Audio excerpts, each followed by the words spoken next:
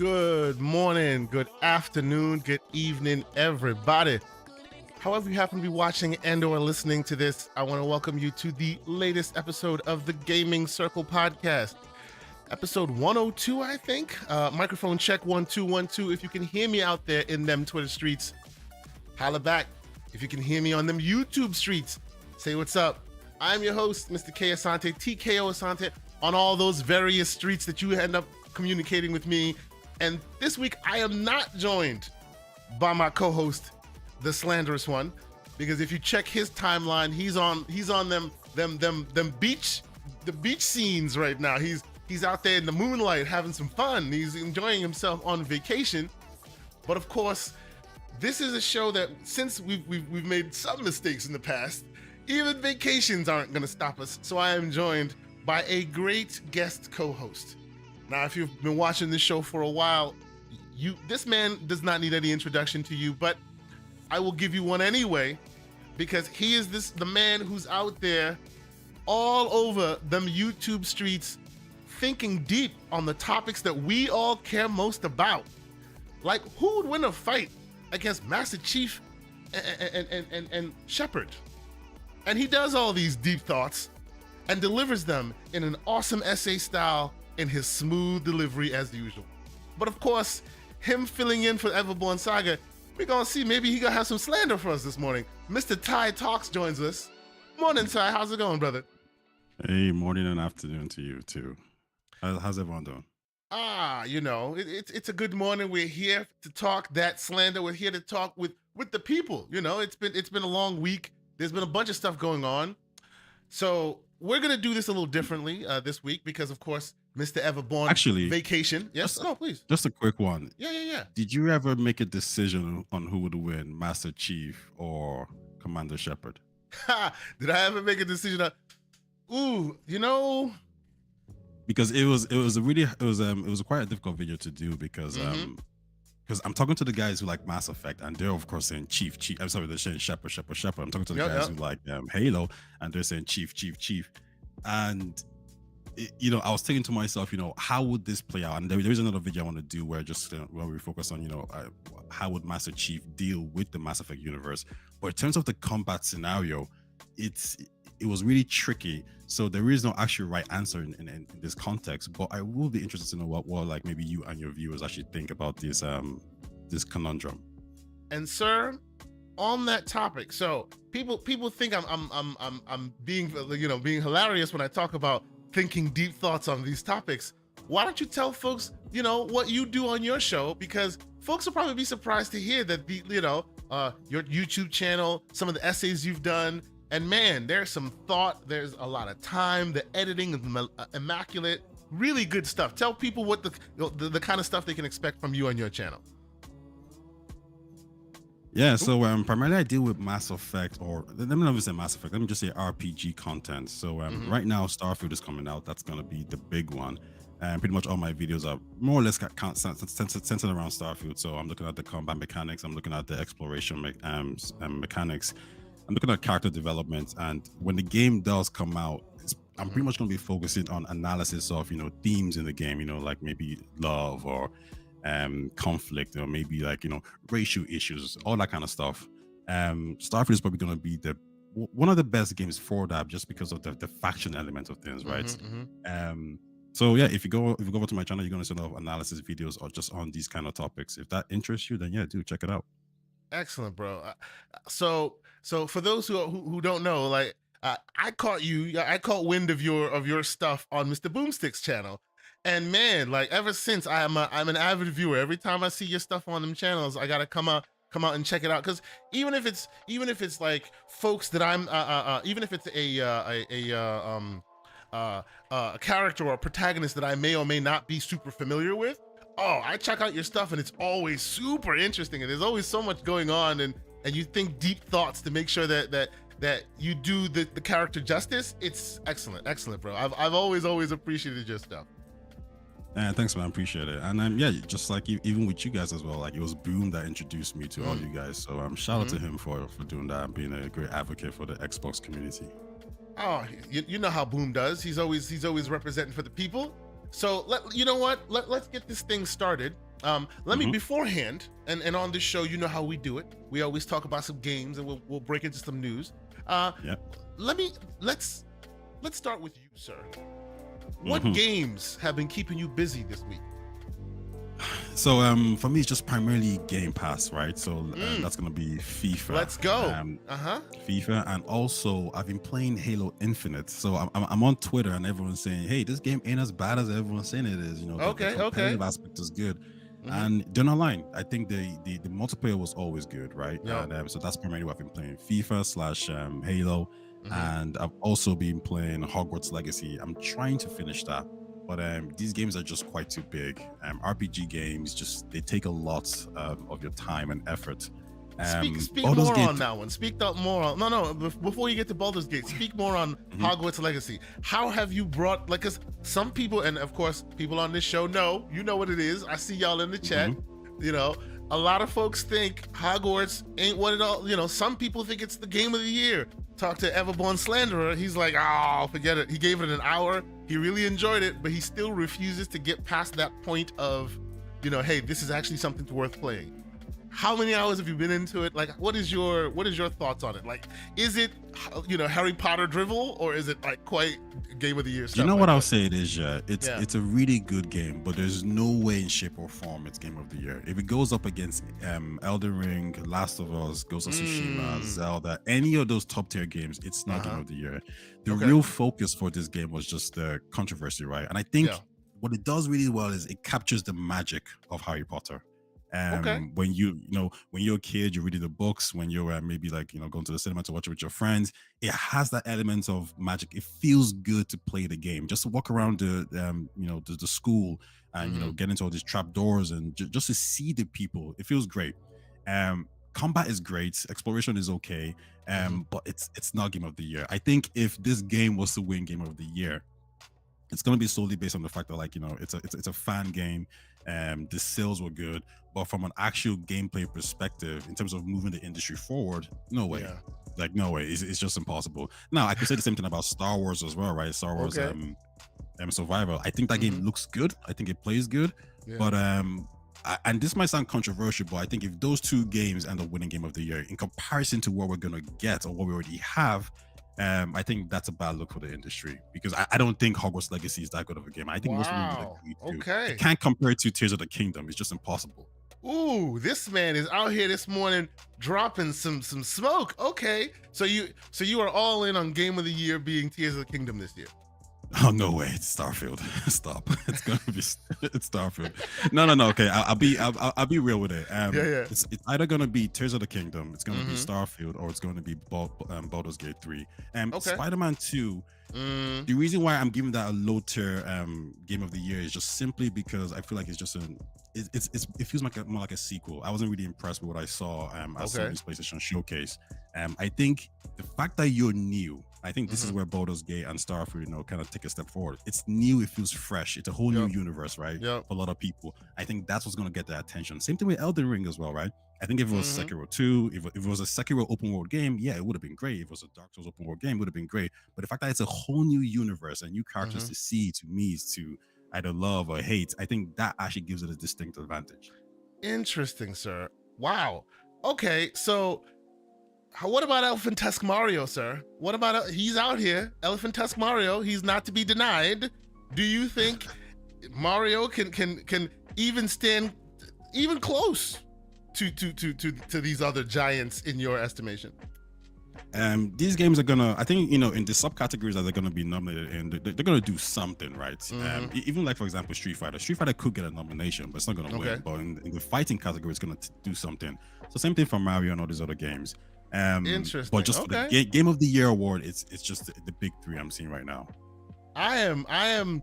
Wow, this man came here this morning with some fighting words. He wants to talk. Okay. All right. So with that said, games you've been playing, you've been on that Game Pass stuff. What has really focused you on Game Pass? And I'm gonna get another guest in here. It's just, so I think I wanted to play Baldur's Gate 3. And I know we're gonna talk about it a little bit later. Yeah. But I couldn't bring myself to play a game that big. I don't want to do a disservice to the game because there's no way I'm going to finish that game before Starfield comes out. Thank you, want sir. to drop the game before Speak Starfield on comes it, out. sir. Speak on it. I am in the same boat. I'm going to talk about it as well. You see the stuff that's in my screen. These are the games I'm playing because ain't no real games coming out until Starfield. Keep talking, sir. Yeah, you know, and I was talking to the guys about this, you know, because they're really big into Starfield, and I heard some people say, you know, sorry, Baldur's Gate is going to do amazing things. And I do think it's doing amazing things. It's a great game, but nah, like when it comes to Starfield, like that's going to blow everything out the water. Even if it's a bad game, it's going to dominate the media space, the gaming media space for foreseeable time. So Absolutely. no big games until Starfield comes out. Absolutely. And ladies and gentlemen, microphone check 1 2 1 2. Welcome once again, and welcome to Web Dave. Welcome, sir. Thank you so much for checking us out. Out of nowhere, I saw the man. I was like, let's put up the old bat signal, and he's here to join us, to enjoy, to have some more fun. You know, Everborn Saga ain't here. It takes two great content creators to fill that slanderous man's shoes. So thank you so much for joining us, sir. You're most welcome. Thanks for the bat signal, man. Oh no, this is great. This is great. Awesome. Absolutely great. So, all right. So I will, and I have a couple games that I want to talk about, and Dave, I'll ask you as well. But first, let me put in here, and let me just get this one out of the way. What you see on your screen, this is Broforce. Ladies and gentlemen, Broforce. It's a 2015 year, a game from 2015. Shout out to everybody in the chat if you're seeing it. I know some folks were asking. It's an old game, but as Taye was saying, it is Game Pass. It's now on Game Pass. There is a new version of it. This is actually, if you had the old game, and when I say this is old, this is like PlayStation Vita old. This is PS3 old. But if you had that version of it, right, and actually there was a PC version of it at that time as well. This version is a DLC update for free for you, and it adds a whole bunch of extra stuff. But a quick background on what this is, if for those who recall correctly, this thing came out. It started its life as Expendabros. Yes, that's right, Expendabros. It was supposed to be a tie-in, small demo-y vertical slice that's supposed to come with the Expendables, like to give excitement for the Expendables, the movie of its time, right? And of course, it came out. People loved it. It was really hilarious and fun and all that. And then at the end of it, they were left with this cool, almost finished game and nowhere to go forward because, of course, the studio did not have any appetite to go any further than that. So Sony stepped in, and the rest of this part I think is rumor and speculation on my part, but like I played the Expendabros demo, and then I was like totally like disappointed that that would be just it. And then I think, what was it, like a year or two later, this came out, Broforce came out, and it was based on and it was a PlayStation exclusive, PlayStation and PC. And the reason why I think probably PlayStation helped them get it to the finish line is because it featured an exclusive character, a character that I don't think you'll see in this version of the game, a character by the name of Broshida. That's right, Shuhei Yoshida was in this game in 2015. But of course, it's so good. It is so good. Like since then, it's called Broforce. They've re-released a new one. If you are a fan of the 80s in any way, shape, or form, this is catnip for you. And as we were talking about, this is palate cleanser stuff waiting for Starfield. So, just to get that out of the way, that's what I'm playing. Like at least this one. I'll talk about something else later. But yes, I love this game. I can't put it down. It's harder than you think. Interesting puzzle game. Very tongue-in-cheek. Very 90s. Super, super funny and interesting. Mr. Web Dave. Fun. Yes. Have you seen this game? Have you played this yet? It's on Game Pass right now.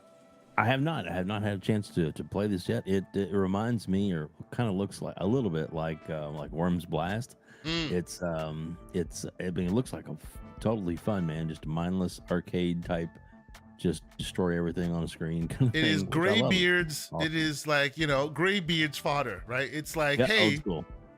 Really, there's Bruce Willis in there. There's all these characters in there from all their, well, not the actors, but their characters, and then they look like the actors, right? So it's really, I mean, obviously this game demands Chuck Norris, so he's one of the first characters you unlock, but it's that kind of game. Any ridiculous character you thought about adding, they added the first time around, and then it's been what, 5, 6, actually longer than that since the DLC, and now they've added even more weird characters to it. Stuff like, what is it? Brody the Vampire Slayer. Everything starts with bro. Everything starts with bro. Understand that, you know. There's a setting in here where you can press a button and he starts flexing, and the flexing like exudes bullets and starts killing things. You know, bullets just starts flying off of your masculine pecs as if it's great. It's hilarious. Anyway, tell me the game you've been playing, sir. It is 4-player co-op, sir. Both online and local. It's freaking awesome. And the classes, believe it or not, are very funny. Like right now, I'm playing as Blade, and he only has knives, right? He can cut through the world easily, but there are certain deficiencies he has. So if you were to play with somebody else who's run and gun, you could protect him while he's doing other things. It has interesting classes that do that. It's quite good. I really do like it. You know, the game does look good, but it wasn't a game I probably would have picked up. But you've confirmed it has co-op in it. I think that's it indeed does. It is drop in, drop out co-op. The only thing is, if you wanted to play drop in, drop out co-op, you'd have to start the game. When you start the game, it asks you, do you want to play it online or off? If you play it online, then you can either invite people or anybody can drop in, things like that. Yeah, but you have to initiate that you're starting an online game. If you start an offline game, you'll have to restart the online variant before you can do it. But yeah, you can drop in, and it's really, really fun. You know, mindless, stupid fun. But it gets complicated. It's not just kill everything on screen. That's how it starts. But in certain instances, it's like you have one life. There's a million things on screen. How will you get that? Because the idea is like in all these worlds, they have various. You're entering these worlds, and they are POWs, right? And you have to save them. So when you save them, you become them. That's why on the screen you see, you know, this person have joined the battle.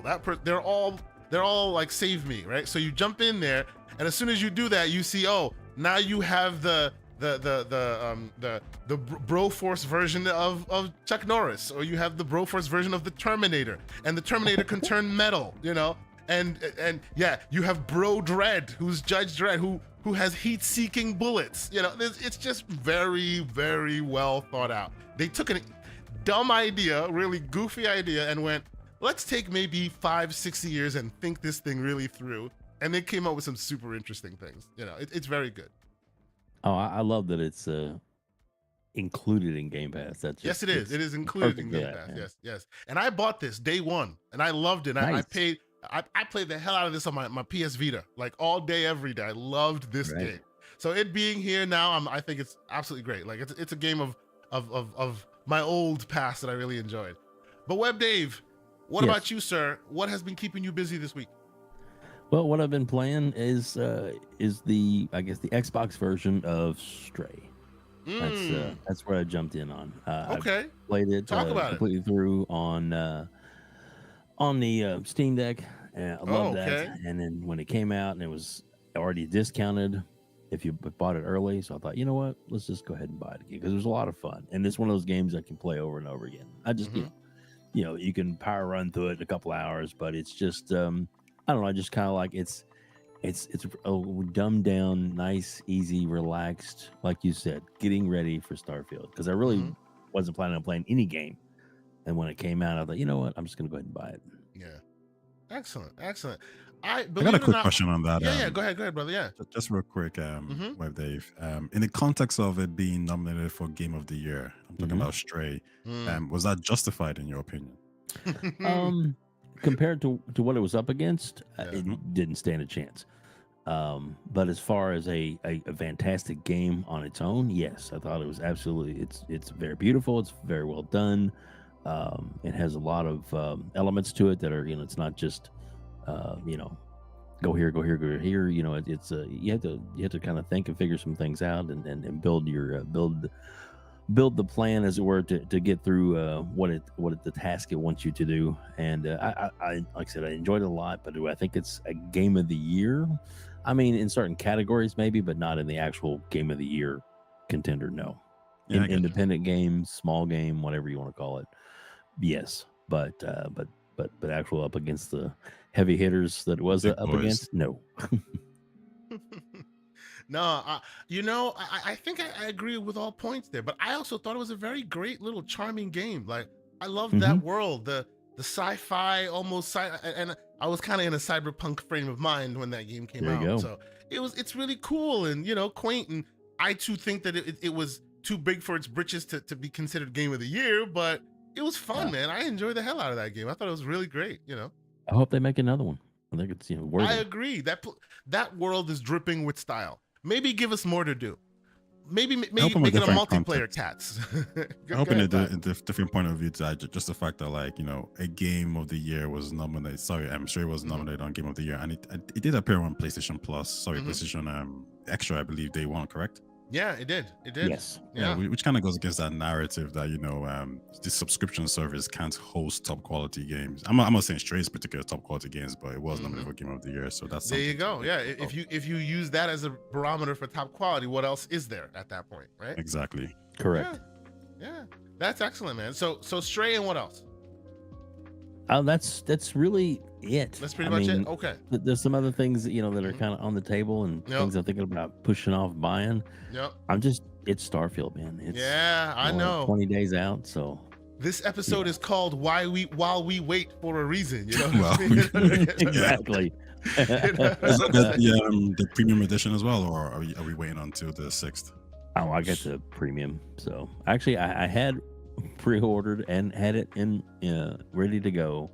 It was the Constellation edition with the watch and everything. And then over the course of like 2 months of being on that reserve, just like last week, I was talking to my son. It's like, do I really need that? I mean, it's like $300, and it's like I'm at that point now. It's like collecting is cool, but it's like, do I really need that? I will never wear the watch. I'll just have it sitting on the shelf looking cool. And I talked myself out of it, and I canceled my order, and then I went and just picked up the add-on premium edition add-on. So funny you say that. When the Constellation edition first was announced, I, like you, was like, yo, we're going there day one, and I pre-ordered it, right? But like GameStop being what it is, sometimes their systems are weird. So it doesn't show that I pre-ordered. All I have is the email that confirms that I did. If you check my account, it's not associated with my account. I've called them before and been like, hey guys, I don't have anything in my account that says I'm associated, but I have this email with this confirmation number. Am I still good? They said, oh yeah, we're good. It's just the way that it's set up. When we get closer to the time, you'll see email confirmations. I still haven't seen anything, so I'm leaving it to the gods at this point. There you go. If in the next 20 days it doesn't show up, it doesn't show up, my money will be mine, everything will be fine. If it does show up, hey, I did it and it is what it is, and I'll enjoy myself. I think the watch itself is actually pretty good. The special edition is great. I just wish it was something else. I wish it was something different. Maybe like a helmet or something. Hold on. Hey, Rod, stop it. Constellation edition, not not the con. Yeah, okay. No, I don't have constipation. Yeah. And by the way, salute to you, sir, and to the folks wondering, Everborn Saga is on a Dominican Republic beach right now, enjoying some well-needed time off with his family. Salute to him. He's being slanderous on somebody else's dime as we speak right now, talking about ABK to somebody who's just not paying attention because they're enjoying time with their family. But he'll be back next week. Just a quick note on Starfield before we get into something else. Are you guys what are your thoughts on the I don't want to go too deep into the marketing element of this, but in terms of like things like jackets or like just Starfield accessories. Put a pin in that like one.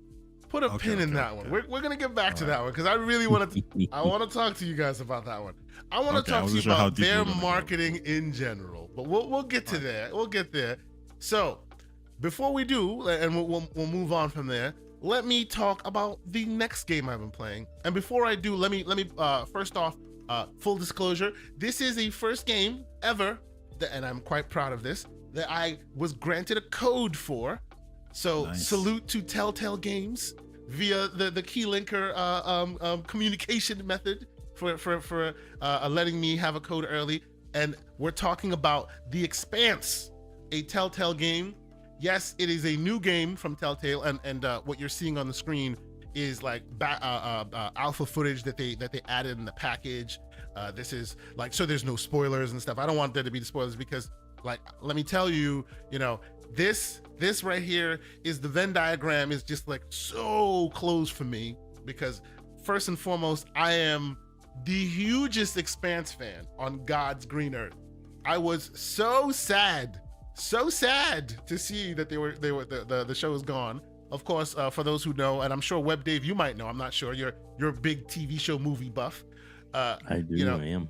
Sci-fi started the show. I'm a big like gritty space kind of person. So the remake of Battleship Troopers, I love that. Not Battleship. What am I talking about?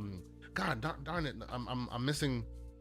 I'm mixing my sci-fis. Battlestar, that's the one. I'm mixing my sci-fis. There you go. I have the Cylon like action figure literally sitting right there. So when it left a hole, a gaping size hole of gritty space in my heart, and this show really like solved that for me. So a couple seasons on Sci-Fi, it was great, and then of course, as Sci-Fi does, they're trying to save money. After I think 3 seasons, they canceled it, and then Amazon picked it up and finished it up. I think they did 2 more seasons to finish it up. This game is so much about the world building of that world, because like for fans of that show like me, when it was over, I was just super sad that it was gone. And it's such a very distinct style that it makes me go, hey, if they're making a game out of that, I hope they don't mess it up, because I'd rather them not do it at all, because it's just such a specific, distinct style of world that this game brings. And man, they have absolutely nailed it. I love this game. Yes, I got a code. Take it for what you will, but I will tell you, I tend to play Telltale games. I always have. I've played all of them. Xbox had a way long ago. They had this Telltale collection, right? All of their games in one bundle. I bought it and I played through the entire thing. So I love their style of games. I've always had criticism for Telltale about their engine and their style and the way that they implement it. Sometimes it's just not that great. It's just not that tight. I feel like the story is great, but some of the mechanics and some of the gameplay elements and some of the graphics kind of defeat it, right? But in this instance, I say, take it for what you will. This is still a Telltale game, but it is an upgrade in many, many, many respects. Graphically, it's beautiful. It's stylized as you'd expect, but it is better looking than any Telltale game to date. And look on your screen, you're looking at 4090 footage. I recorded this a week or 2 ago. But yes, like it is looks excellent. Awesome. It looks great. I got some questions for you. Please, yeah. Speak on it. Yeah. First of all, I'm actually happy the franchise is back. I myself have never actually played. Well, no, I did. I played The Wolf Among Us, I believe. Okay, and yeah, I just one of their really best. didn't get into it. But my issue is, as much as I like story-driven game, which this game is that. Yeah. I just really couldn't get into the style, just all these little, touch this, touch that, whatever it is. So I'm asking in this sense, in relation to Quantic Dream games. So for example, I think what are the games? Dreams and Detroit Become Human. Is it more akin to that now, or is it still an original Telltale game? It is more akin to that now. Yes, like so you could tell that in the Quantic Dreams vision, they really go AAA with it, but it's still kind of a walking sim, if you will, quote unquote, right? Okay. These guys are not quite at that level because Quantic Dreams commands a higher budget for their games, through historical means. This is the rekindling of Telltale. So technically, this is not the Telltale They have the IP. I think some of the same folks work that work here, but it's technically a new team that has the intellectual right to call themselves Telltale, right? And with it comes a much higher budget. This is a much higher budget, right? And you can see it. The world building is there. It's clean. It's true that the Expanse is not like this is not Game of Thrones. They've already done that actually, right? And they actually had the voice, the actress who plays Kamina Drummer. If you've watched the show, they have her on there. They have other voice actors who you will recognize from the show, prominently featured. This ties into before the show, so technically you can play this game and then start the show, and you won't lose the thread. I think probably they've the same for escalated a reading lot. the books as well. Absolutely, yes. This comes from the original version of the books. Yeah, which is really good. Have you actually read the books? If you don't mind me asking. I read like 50% of the first book, and then Yeah. something happened and I dropped off. But I never dropped off the show. Actually, what happened was dropped off after the first 3 seasons, and Sci-Fi quit. I went in to read it, but then at that time it looked like there was no hope for it. So I'm like, oh, why am I investing in this world when they're never going to put anything more IP in it? We let it go, and then 2 years later, Amazon picked it up. You know what I mean? So it may be time to pick the books back up. I'll say that these kind of things have ripe lore, right? Mhm. The first book itself, I wasn't particularly crazy about. It was good, but it wasn't anything that I wouldn't really recommend it to people to blow you away. But the ones after that, though, now that's a different story. Okay. Leviathan Wakes, Caliban's Gates, Abaddon's Gates, I believe it's called. There's just so much there. So I would actually recommend anyone to actually to go read the books. It's quite different from the TV show as well. Sure. They take different turns, and there's new characters invented in the TV show just to kind of replicate a couple of characters. Yep. So if anyone really likes the TV show, I would really strongly recommend you to go check out the books, or at least Excellent. the audibles. No, absolutely. And you know what? I will definitely add that to my list, because like I was saying, like I had lost my fire for this franchise because I thought it was over, and then Amazon brought it back. They cleaned it up. At the end of it, I was like, okay, there's no way we have any more in this world, because they've really did it right. They ended it properly. Everyone got what they deserve, and they buttoned it all up, right? But then I heard this was coming, so a little worried, because you could potentially cash grab. You don't never know. Man, I was wrong. This is so good. Like, we're 2 episodes in. I just watched the second. See, and it's funny I say it that way too. I just watched the second episode. It's a lot of watching, right? Yes, as you see, this is me controlling the character. Again, this is Telltale Games, so expect more. The story is the focus, and the gameplay is just the mechanics to get you to the story, not vice versa, right? Most games we're playing the gameplay, moment to moment is what's fun, and the story is the backdrop to keep you moving forward. This is vice versa. It's about the story. And if you're an Expanse fan, this is required playing. It's so good. Yeah. It's really, really good. Dave, I don't know, have you played this? I have not played this. I'm a big fan of Telltale. I actually got an interview with the lady who did the voice for Clementine in the original, and man, she is amazing. Melissa, I can't think of her last name. Saved my life. And then the gentleman, and I can't think of his name either. Oh my god, I need to pull up my thing. I need to turn on my card this morning. Dave Fanoy. Yeah, and also the actor that did the Wolf Among Us. He also I interviewed them both at the same time, which was pretty awesome. How about you give us those links later? We'll put them in the show notes, because man, people need to watch that. That's awesome. Well, actually, they're audio, because this was before I got into YouTube, so that's how old these are. They're like 6 years old, but they're really good interviews. Great, that's great. Yeah. But the point was, it's the games and stuff they do are really suck you in, and that's what I like about this, because if you're a big fan of the show, like you are, obviously, it really takes the care and the time to bring you into the environment and to really make it worth playing. I love it, absolutely love it. I did have one question for you though. So Battlestar Galactica, are you the original series or just the new one? I liked the original series. I did. I think the newer one kind of superseded it for me. I liked certain changes they made. I liked the changes of the characters. It ended in an unfortunate way, as they all tend to. But I think at its height, the newer version was better than the older version, although I've seen them both. Do you not like the original version with the Cylons? There you go. That's it. The robotic. Absolutely. No, that's great. I loved that show. I think that show was earlier than it should have been, because if they were to do that right now, the budget they could, the ideas they could bring, and that's why the Expanse was so exciting to me. It was the spiritual successor. It's like it's coming back, and they're doing it right, and the way they. Katie Sackhoff is amazing, by the way. Exactly. Amazing actress. Exactly. Shout out to the Mandalorian. She's doing that now these days, so that's really cool. But no, so coming back to the Expanse game, they're releasing it, you know, and I'll put a lot of the information and stuff in our show notes. You can check it out, and I'll put links if you wanna get access to it yourself. I got a code from them. Got access to it on the Epic Game Store. I've been playing this on my old ROG Ally, so you know these games. Even though this one has a better engine, let's be real, it's not the most huge, densest of games, so you can play it almost any hardware. The minimum specs are pretty low on the PC side, and of course on the console it'll swim. You know, no problem there. But yeah, if you like games, Telltale games, you know, you'll like this as well. To me, and I'm not a reviewer, and I'm not gonna try to give it a review.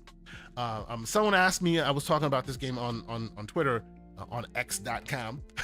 Someone asked me, you know, if you're not a fan of the source material, if you don't know the source material, should you play it? And I was like, hey, you know, as a story itself, by itself, it's a very concise and interesting story. So I'd give it like a 7 or an 8 out of 10 if you like adventure games or narrative driven games. But if you're an Expanse fan, oh, this thing is like, I can't believe they didn't do this earlier, right? Because the Expanse is all about shades of gray, right? No decision is easy. Everyone's hiding something. It's all cutthroat. And of course, that is most Telltale games. No answer is easy. You know, the first decision you make is, are you going to space your captain, right? You start the game, and the first thing is she has her hands on the button. Do you save him and then pump him for information later, or do you throw him out into the cold reaches of space, right? And every decision moves on. And of course, if you spaced him on episode 1, he's not there throughout the rest of the show, or any other subsequent episode that comes out, right? If you don't space him, maybe he's available for you to give you information, or maybe he backstabs you and escapes your brig later. You don't know, you know, stuff like that. Super interesting stuff. Do you see a scenario where, because Netflix is getting into games, and for Mm-hmm. some reason I'm just looking at this and I'm thinking to myself, if I'm Netflix, I'm probably looking at these guys and say, hey, we got Stranger Things, we got Bridgerton, we got Money Heist, we got all these games. Do you think it makes sense for them to actually approach these guys to say, hey, you know, let's bring the Telltale universe to our IPs? Absolutely. They recently acquired the studio that made, what did they make? Oxenfree, and Oxenfree 2 is now on Netflix, right? Like they are in That's that true. direction of folks who do great narratives, who do interesting creative narrative things in the gaming space.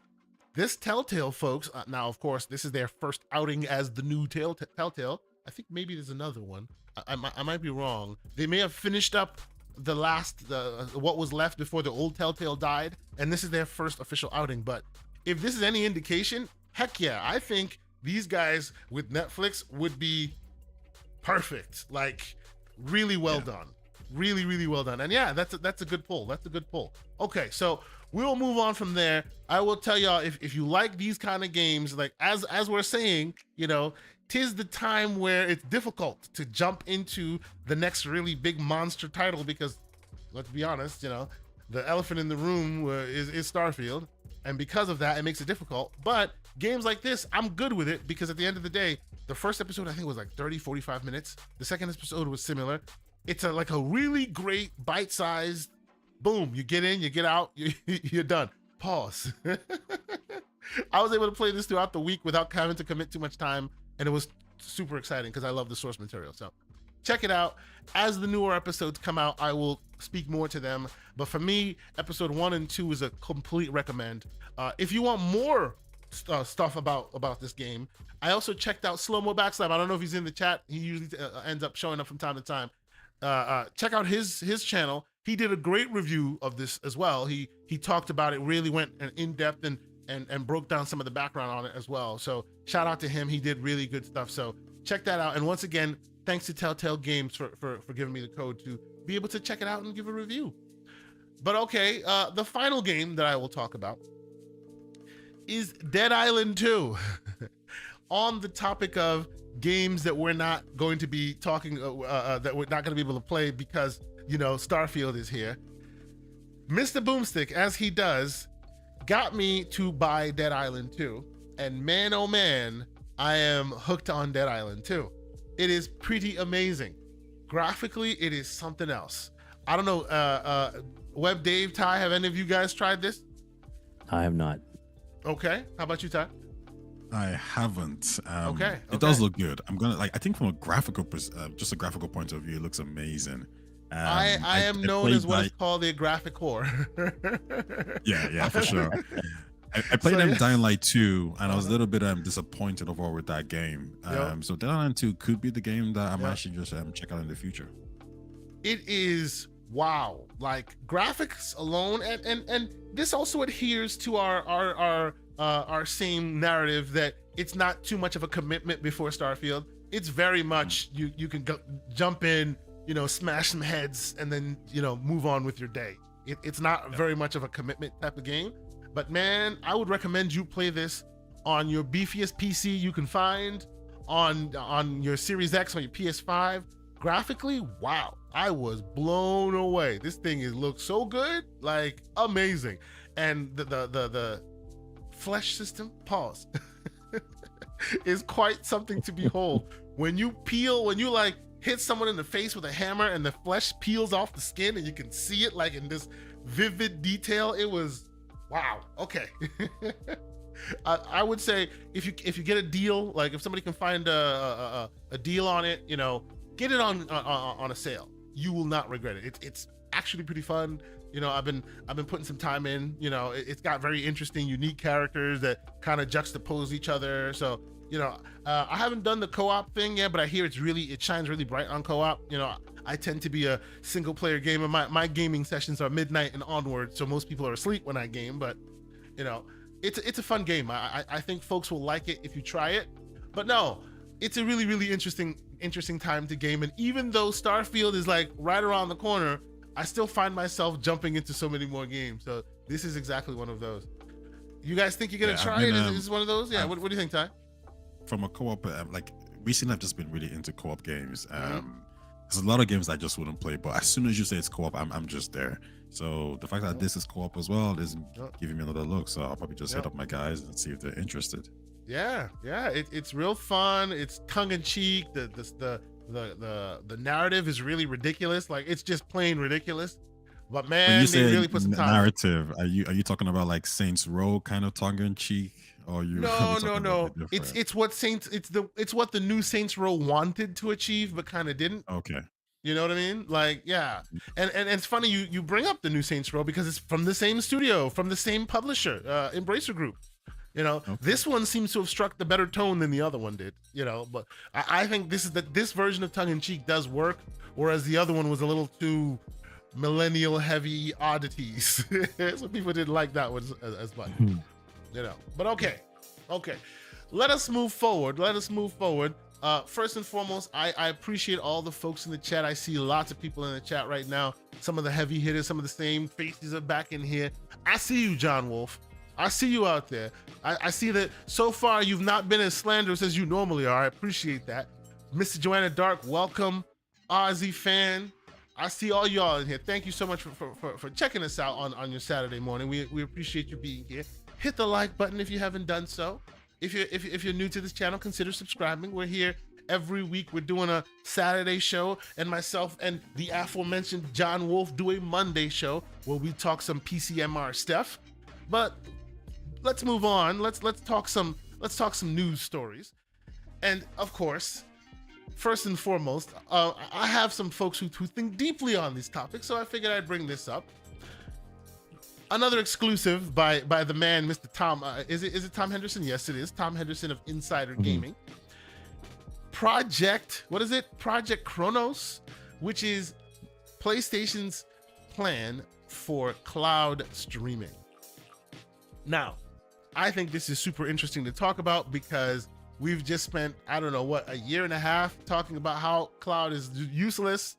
Sony has been trying to spend all this time convincing people of how cloud is going to, it's not necessary and it's a waste of resources and but now it looks like, if he's to be believed, then let's be real, Tom Henderson so far has not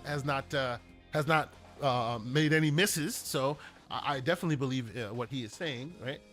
We also have that exclusive release showing of the new PlayStation quote unquote Slim that's been out that he's also been talking about, which also by the way looks like it has a detachable disk drive, so that makes that other rumor that he put out there also true. So what do you guys think? They have a streaming service they're coming about with. They're even talking about letting you stream your owned games, not just games in their subscription service.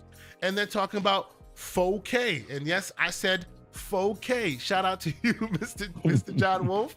We all know it. It's 4K. If you're streaming on the internet and it says 4K and you believe them, I have a bridge I have to sell you. There is no such thing as real 4K on the internet. It's 4K. But as long as it's usable, that's okay. What do you think? I'll start with you, Web Dave. Is this interesting to you, or is this kind of non-story? Well, I mean, from the point that Sony needs to probably rethink some of the inner workings with all the problems they're having and overheating and those kind of things, I'm sure it's something that they want to get back out, and it's probably at that time in the generation, 3 and plus years out, where they want to try and reduce the cost to them to make them. They've already done several different iterations.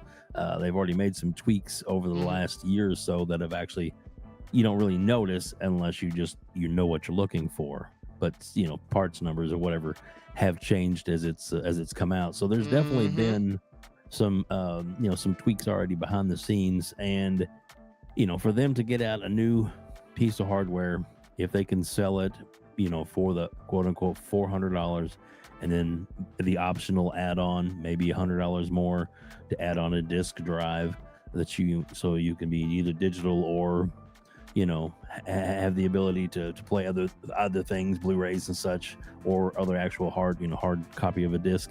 I think that's probably the way they wish they had gone to begin with, because they already would have been at a lower price point, because then they can push, oh look, you can get a PlayStation for $400, which you can now, just all digital. But from what we understand too, the add-on disk drive, they're going to make it software incompatible with the existing digital drive. So in other words, if you have a digital console, you can't just buy the add-on and be like, oh, upgrade this one. You would have to buy the new console, and then you'll have to buy the add-on pack. Yeah, no, so that makes sense though. That makes sense. Yeah. Like from an engineering perspective, you would have had to think about that beforehand when you released the series, the first version of it, that it's detachable, right? And now they've kind of revised it to be detachable. So it makes sense that you'd have to buy the new revision in order to have that detachability access. But wouldn't you as a consumer want to be able to just from a consumer's perspective, get out of here with that. What they should do should do to make that bite a little less of a bite is they should be a trade-in program. Hey, if you have a slim Xbox, I keep saying Xbox, if you have a PlayStation 5 slim, a digital only one, and you want to trade it in, we'll give you extra discount to trade it in and get this version, right? That's something they could do to make it a little less of a hard pill to swallow for the digital only owner, right? Right. But with the trade-in thing, that just means Sony's going to be stuck with a bunch of stuff that they don't need. Well, but you know what that means, right? You know what that means. It's a good look if you think about it. They get it in, right? They change the SoC, not change the SoC, but they modify it and then put it back out for sale with the new body style. But would Sony do that? No, because it costs them too much money to do that. I seriously doubt it. I mean, would it be great? Yeah, it would be awesome if they did something like if they could. Like that. But that's a bit. But would they do it? No, they're what makes them the most money now is all they're looking at. Please, you know that. Absolutely. Now there's a rumor that as Boshan had put out on his X page, Twitter X, whatever you call it. And I'm going to be talking to, because we have. I'm not trying to brag or anything, but we do have Gaming Forte, who is a GameStop manager, and one of the big rumors right now is that a lot of GameStops all over the country are seeing massive trade-ins of their PlayStation 5s for people wanting to get the new Xbox Series X for Starfield coming out. Interesting. Wow. That's Okay. We'll throw that nugget at you. I will look forward to hearing Mr. Gaming Forte's take on that, because that's some heat right there, boy. Woo. Mhm. If that is true, oh boy. Yeah, Doesn't he it? would know because he's a current manager. Well, I'm a former That's manager. right. So. That's right. Oh yes, I remember that. You are a former manager. Oh, and Aaron, thank you so much. Quick correction, put it on the screen here. We appreciate our chat keeping us honest and keeping us factual and making us smarter. He says, correction, Dead Island 2 was published by PlayOn, which was formerly, I always have a hard time pronouncing this, Kosh Media. I'll say that because the other thing is not good on a PG-13 show in the morning, which is what I think. Shout out to Mr. Grubb. They call it something else. Needless to say, Embracer, yes. I always get them confused. It is the PlayOn team, the PlayOn publishing group that did so, and not Embracer Group. And I always get those teams mixed up. I appreciate the correction. Thank you very much. But okay, back to the subject at hand. Mr. Taye Talks, what are your thoughts? How is cloud infrastructure in your neck of the woods? And does this move the needle for you? So the first thing that really came to my mind when I saw this was, is it reactive or is it proactive, right? So the first thing is, we know Jim Ryan said that basically cloud gaming is going to be something in the future. So that's like 10 to 15 years. He doesn't really know. So we know they're thinking about it. But then I see that this is happening now. So there's some reaction to it. And just thinking out loud, it has to be because at some point you need to look at what your competitor is doing, right? So Starfield showing up on xCloud, and then Call of Duty showing up on xCloud as well. Mm-hmm. That can't be good for business, right? Absolutely. Yeah, I think, and that's why Sony's probably looking towards this. Mm-hmm. Now, the fact that they managed to get 4K and Xbox or xCloud is still at 720, 1080p, that kind of blows my mind a bit, because then it makes me look at Xbox a different way. Mm-hmm. You're not dominating on the console field. Mm-hmm. You're not dominating on the subscription service is great, but you're not really dominating by your metrics on that field. And on xCloud, you're not dominating on the streaming front either. So I'm just kind of blown away. Like, what is their objective here? Like, it seems like they're taking multiple L's. Now, it doesn't really matter, because I do think, gamers will switch from, PlayStation Cloud to xCloud to GeForce Now as they wish. It's just a subscription service, right? It's not that deep. You don't have to spend $500 to kind of to switch to the other platform. Mm-hmm. But I think from an optics perspective, it doesn't really look good if Sony is doing 4K. It doesn't look good if you can buy God of War Horizon and you can just stream those games, but on the Xbox side you can't without subscribing to Game Pass Ultimate. So I'm not too sure about this. It kind of caught me by surprise, and it just kind of leaves me asking more questions about the Xbox plan going forward. So it's an interesting avenue you bring to this conversation, because I agree with you that there are some questions to be asked here. Now, there is one side that I will I've been thinking about it, why it could be that Sony starts out and then all of a sudden they're talking 4K, whereas Microsoft has been doing it for a while now and they're still in that 1080p lane and not going anywhere. From a technical perspective, and I'm an infrastructure guy, so that's basically my lane, so that's where I usually think about things from. If you think about it, it kind of makes sense, because what helped them succeed in the cloud space is now hindering them, which is that they're literally putting consoles in the cloud, right?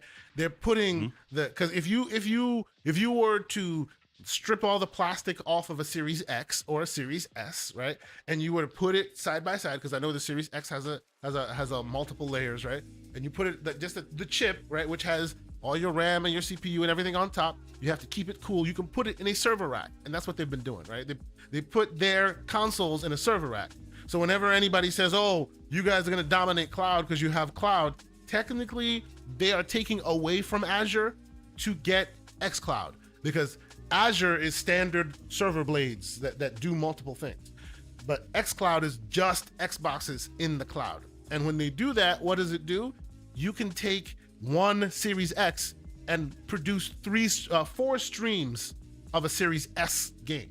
So if any game that is Series S quality can be streamed 4 times on one Xbox instance, right? So in order to keep to keep people happy, to keep lines short, because recently there've been queues left and right when you're trying to get into cloud streaming on Xbox, right? It's a very hard nut for them to crack at this point because they did it the way they did, they were able to get their stuff started from jump much quicker.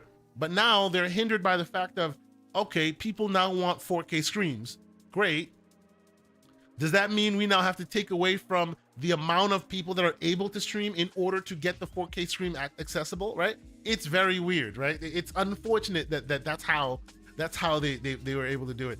I'm sure that it's a nut they can crack, but yes. It sounds like a weird decision, right? Because the way I'm looking at it is really like this. Is Xbox came in with, okay, Game Pass is on top, and then just below Game Pass you have consoles, you have PC, and then you have streaming, right? So perfect. Sony comes in with just the PlayStation console is the main factor, and everything else basically has to kind of like come off that. So it seems like Sony kind of they focus on PS5, and now they have the ability to scale and say, you know what, we're gonna do market research to see how many people actually want streaming, and we're gonna scale to that. Whereas from what I see with the FTC, court analysis, Xbox is saying we sacrifice Xbox consoles for the streaming segment.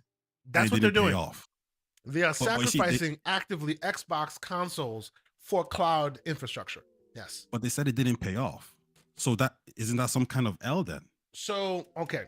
When it comes to that, and Dave, please jump in anytime here. When it comes to what they said, they couldn't lie under oath, 100%. But they also can't make it seem like we're doing great, because at that time they were being questioned, like basically, is cloud a separate market? Is it a separate entity? And it's in their best interest to not make it a separate market or a separate entity, because that would be a noose around their neck for this whole FTC thing. So I say all that to say, remember that when you think of the stuff they said, it's a nascent market. Could it become the biggest thing ever? Absolutely. But no one knows that. And no one has ever been able to say, hey, this thing is going to be the next big thing ever, and have been right. More often than not, the stuff you don't see coming are the things that become the thing that break the internet and break the world and all that, right? So I agree that like Sony jumped in, and now all of a sudden they're having bigger conversations, and it seems like an L. From an optics perspective, Taye, where I wholeheartedly agree with you on is the play the games you own stuff. Microsoft has been talking about that for years now. And if Sony is able to thread that needle before they do, that is bad from an optics perspective. Although, one thing go ahead. Oh, I was just going to finish up and say the 4K stuff is kind of marketing, in my humble opinion, because more often than not, like Stadia offered 4K, it did them no good. GeForce Now offers 4K, it is great, it streams well, but if you are really interested in 4K, you have local rendering. And if you're not that interested in 4K, like you watch Netflix right now, the 4K movies you watch, you're okay with it, you're fine. That's not real 4K, but it says it is, and you're okay with it. And you won't know that it's not real 4K until you put that Blu-ray disc in, and you blow your mind at how much you lose when you watch that stream. So it's great marketing for Sony, but in my humble opinion, it's just that. It's marketing, right? Where it matters is how it'll play from a latency perspective, how crisp it'll look. All that stuff is what will matter. But I'm sorry, Dave, you were getting a point. No. The one thing you really need to take into account, and where this is absolutely not an L for Microsoft, is that this is Sony's in testing phases. So it's a very limited pool of people that are actually testing what's going on right now. And if you think that Microsoft isn't ready to actually match them with everything they've got, you're wrong. I guarantee you that Microsoft, when it's time appropriate, if they need to step up and bring up whatever features, they will match note for note with what Sony's done. If you think that Sony has the advantage over Microsoft in this, then you don't know who owns Azure. That's really the big thing about it, because absolutely Microsoft can and will absolutely be the forefront of, Yep. of bringing the best quality to the gamers, and it's Yep. just So like I said, here's right my now it's just it's a talk speak, it's a talking points back and forth, Mhm. blah blah blah.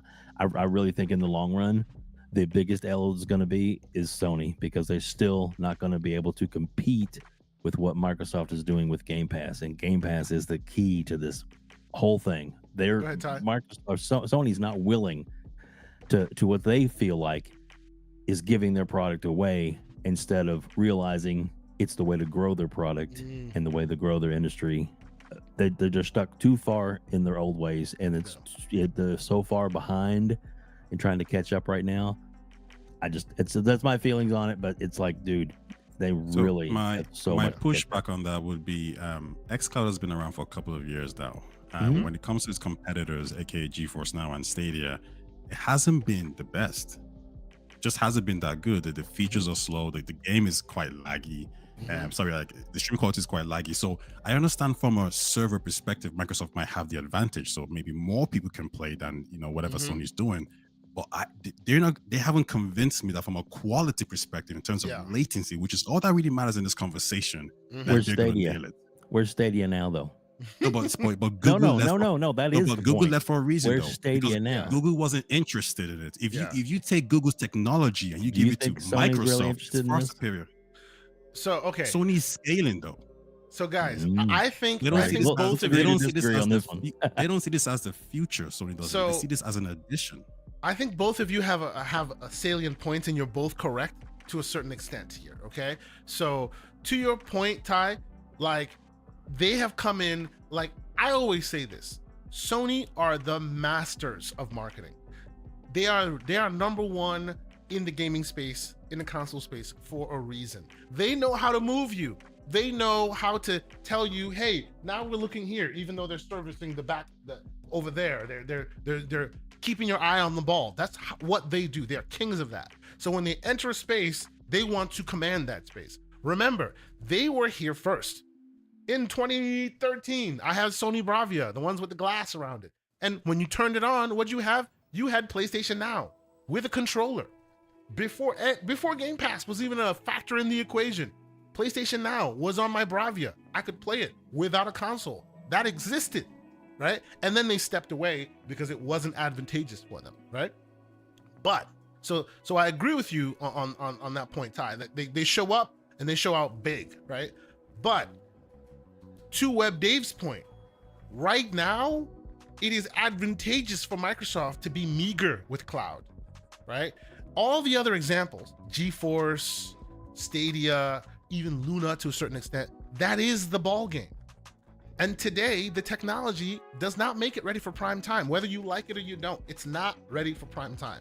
So if your business model is making it the whole ball game, you're not going far. Stadia will say, hey, no matter how good the tech is, as great as the tech was, it did nothing for them. They ultimately had to bow out because content was king, and their 4K didn't get them any, right? It's in Microsoft's best interest to limp it along because the main show, right, is Game Pass. They are Netflix now in all avenues. If you say, hey Netflix, people that play on the PlayStation 5 have stopped downloading your app. They'll say, who cares? Because they have the PS4, they have the Xbox, they have your phone, they have the PC, they have your TVs. It's just another avenue for entry for them, right? And because cloud is big on everyone's mind, as in the next big thing, if Microsoft is seen to have too big of a footprint, they're considered the evil giant because they're worth trillions. So it's in their best interest to always limp along, so they're allowed to continue to buy and play. The minute the big guy shows that he has all the power, the FTC is like, nope, this guy got to get out of here. Even now that they show they don't have the power, the FTC is trying to use that against them, right? But I think that the problem there is that was the talking points when they tried to buy Activision Blizzard. Yes. And that was like, a year or two ago, whatever it was. But before Absolutely. that, they weren't doing great things on cloud in the first place. Yes. So I think it's the idea that you just say like, okay, listen, guys, here's what's happening. Microsoft is down in the twos when it comes to cloud because of the Activision Blizzard deal. I don't really buy that. See, and don't get me wrong, I'm not saying it's because specifically of the Activision Blizzard deal. That's not what I'm saying. What I'm saying is the reason why it's not their priority is it's advantageous for it not to be their priority. Right now, if it was their priority, it would screw up the Activision Blizzard deal. It would screw up any other potential deal they want to do, because everyone's looking at cloud like, is this the next big thing? And they're like, cloud, this is just another method of entry for us right now. 10 years, maybe, right? If you don't know enough about the tech, you think it's big enough to be dangerous, when in fact, it's just a side hustle right now. But So didn't in they the- announce? This is ahead. not just them trying to, Yeah. down themselves. Didn't they announce that, hey, we're actually losing money on this? That this is not the best thing for us, and Oh. we might have made mistakes in sacrificing Xbox consoles to Yes. boost the cloud because the people are just not there for the cloud. Not yet, anyway. Absolutely. And again, don't get me wrong. When they say that, they're not wrong. But it's interesting that normally, whenever PlayStation or anybody says what they're saying, they try to say it in the best light. But every time you heard cloud talk, Microsoft comes bluntly with how bad the service is or how lackluster the service has been. It's because it's in their best interest to convince you it sucks right now. Right? It's Not every at this company- moment though. Well, Because as soon as the FTC, well, nah, went to- and as, that- as, that's- well, no, uh-huh. as soon as the FTC lost that case, then Yeah. everything's out. So I'll give an example here. I Sony disagree. announced a new studio. Well, hold on. Sony announced a new studio recently, didn't they? yes, they did. Yeah. And they did that because as soon as it was clear that hey, the jig is up, The jig is up. Let's move on. Yes. Yeah, let's move But on. So that's for everyone's moving on. Sony. That is for Sony, not But who's Microsoft. blocking this deal that's stopping Microsoft? We're not from talking basically about pushing this deal, cloud? homie. We're not talking about this deal. We're not talking about this deal. That's This right. What deal are we is talking about that? This deal is in the rear view. When you are a sometimes $3 trillion company, sir, you have multiple irons in the fire. And the same people that were screwing you for this deal may be the same people you need for the next one. So you got to keep them happy. You got to keep them happy until you're done. When you're done, then you boss it. But until you're Well, how about done, this, yeah? you How got to about kind of this? walk soft, if you understand what I'm saying. Well, how about this? There is no reason to stop your xCloud users from Yep. having a good streaming experience. So give them Okay. 4K, not even 4K, just reduce the latency. And my problem is, I don't think this has anything to do with deal. I just think from talking to the guys who actually know cloud, they said Microsoft hasn't upgraded their systems yet, right? So the problem is I don't this. see this as a. Go ahead. From a Go ahead. technical perspective, from an infrastructure technical perspective, this is the problem. Mm-hmm. As good of an idea as xCloud was being a console in the cloud, it's also its hindrance.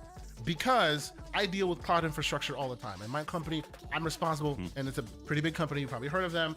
I'm responsible for basically buying all their hardware infrastructure. If you talk about the cloud, the data centers full of machines, I'm supposed to know what they are. I'm supposed to buy them. I'm supposed to spend billions of dollars buying them. Needless to say, the problem with what Microsoft did was, in a normal cloud computing context, it's modular. You can always upgrade. You can always add more. You can always add more. And the components are made for that purpose. And there are so many cloud vendors who basically gear their hardware specifically for what you need. You need hardware, you call Dell, you call this person, you call that. All the vendors will vie. IBM, they're all vying for your attention. Cisco, right? But what Microsoft did was they put the console in the cloud. And we've already had console shortages, right? Console sales shortages. Because in the cloud business, in the console business, the only person making an Xbox is Microsoft. There aren't multiple vendors vying and bringing costs down, right? It's only Microsoft. Just like Sony, only one making PlayStations is Sony. So I bet when Sony's talking about putting this thing in the cloud, they're going to do it the normal way, which is emulating their processes in the cloud with normal Exactly. PCs, right? Which And then if you goes, do that, you can which then scale goes to my easily. next question. But then, Yeah. then I put this question to you then, which is the original Xbox, the Xbox One, those were the server blades in the cloud. Then they replaced it with the Xbox Series X blades, right? Yes. And the X blades could do 4 streams to 1, whereas the Series S could just do 1 to 1. Okay, so now we're in a situation where it probably was a bad idea and they probably should have done it the normal way. So now the question is that a bad decision then? So I will say it wasn't a bad idea then, because if they had done it the normal way then, the powers that be could have used that fact as a noose around their neck. Because the problem that they were talking about back then with cloud was, oh, you guys have a outsized interest. You could snuff out competition because you're too big. And they're able to, the ability to fight it was, we don't have outsized interest. This is not just a cloud computing system that can just snuff out anybody. This is our consoles in the cloud. And they were right? Had they just used the standard method, then the FTC would have had a point. Because yes, you can then use that to do whatever you want. Whereas Microsoft's argument was, no, we can't snuff out PlayStation because these are Xboxes in the cloud. If PlayStation wants that, we can put PlayStations in the cloud. Then that was a good argument then, right? I think we're now though, it might be right. Now though, you might be onto something because currently, you see that arguments you're talking about, right? The problem with it is that like Microsoft didn't foresee that argument. Yes. So it was just a bad decision then. It might have benefited them in some shape or form. And the next question would be, do you believe that the EU blocks this deal based on that? Oh, if you think the EU is going to block the deal, I have a bridge to sell you, sir. Like, you think they blocked the Activision Blizzard deal based on if Microsoft does it the original way instead of Taye, like we are here for some slanderous talk. If you want to have a bet that the FTC that the EU cannot block this deal, I will bet you it is a foregone conclusion at this point. No, that's what I'm saying. They don't block the deal based on what you're saying. I don't think they think it's that big of a deal. See, but that's the thing. They don't think it's that big of a deal. But Microsoft, of course, because remember, these guys have hired the people who used to adjudicate these things before. You found out about that a lot, right? So it's not like they walk in not knowing what folks are going to expect, right? Yeah. They are they play 4D chess way out, right? During this generation of console cycles, cloud gaming can be a joke for them, and it's no big deal. Like these are the guys who took a $1 billion write-off on the first Xbox coming out, being a complete failure, a loss. It was a spark. Those of us who loved it. But from a business perspective, it was a complete wash, and they took a $1 billion write-off right off the rip. Same thing with the Red Ring of Death, right? They pay the cost because they know years ahead it'll pay off. So I say all that to say, I can foresee a world where today, we are hampered by our hardware. We did it that way just to see if we could put a toe in the water, dip our toe in the water and see. Because what other option could we have chosen? What do you call it? Amazon's AWS? Hell no. We are their competitor. There's no other cloud service we could have used. And had they used Azure proper, then regulators would have, lost their minds. So possibly we're dipping our toe in this gen for next gen gets transitioned into consoles proper. Because think about it this way, and we'll move on, but a last little bit of tech talk from me, right?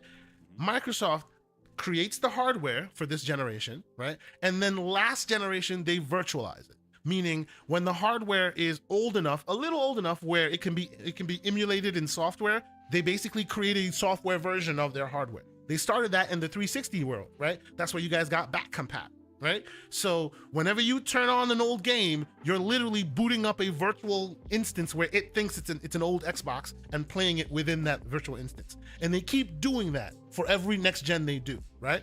So when we're onto the next generation, Series X and S will be virtual consoles, right? And they don't have to put it on the same hardware. They can basically put it on a Windows PC if they so choose, as long as that PC is performant enough to handle the virtualization.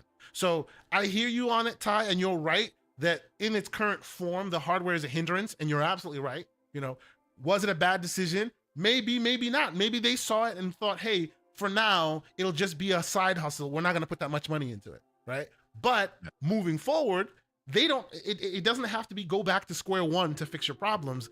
Series S can probably be the very last time that Series S or X can be the last time that they use their own native hardware. And the next time you see the cloud computing service, it could be running on much more performant hardware, and you'll know no difference because it's all virtualized, right? Yeah, I get that, because one of the things NVIDIA was saying was that just because of, the system that they're using, that they can basically outdo the native consoles, Xbox and PlayStation. So I'm thinking, okay, well, if they can do that, and they went specifically for specific hardware that could do that, I'm thinking, well, why didn't Microsoft do it? And I see what you're saying. You know, It's a I single think point the of difference failure. here is Like, you're they- saying that they're playing 4D chess. Yeah. I'm saying they're not.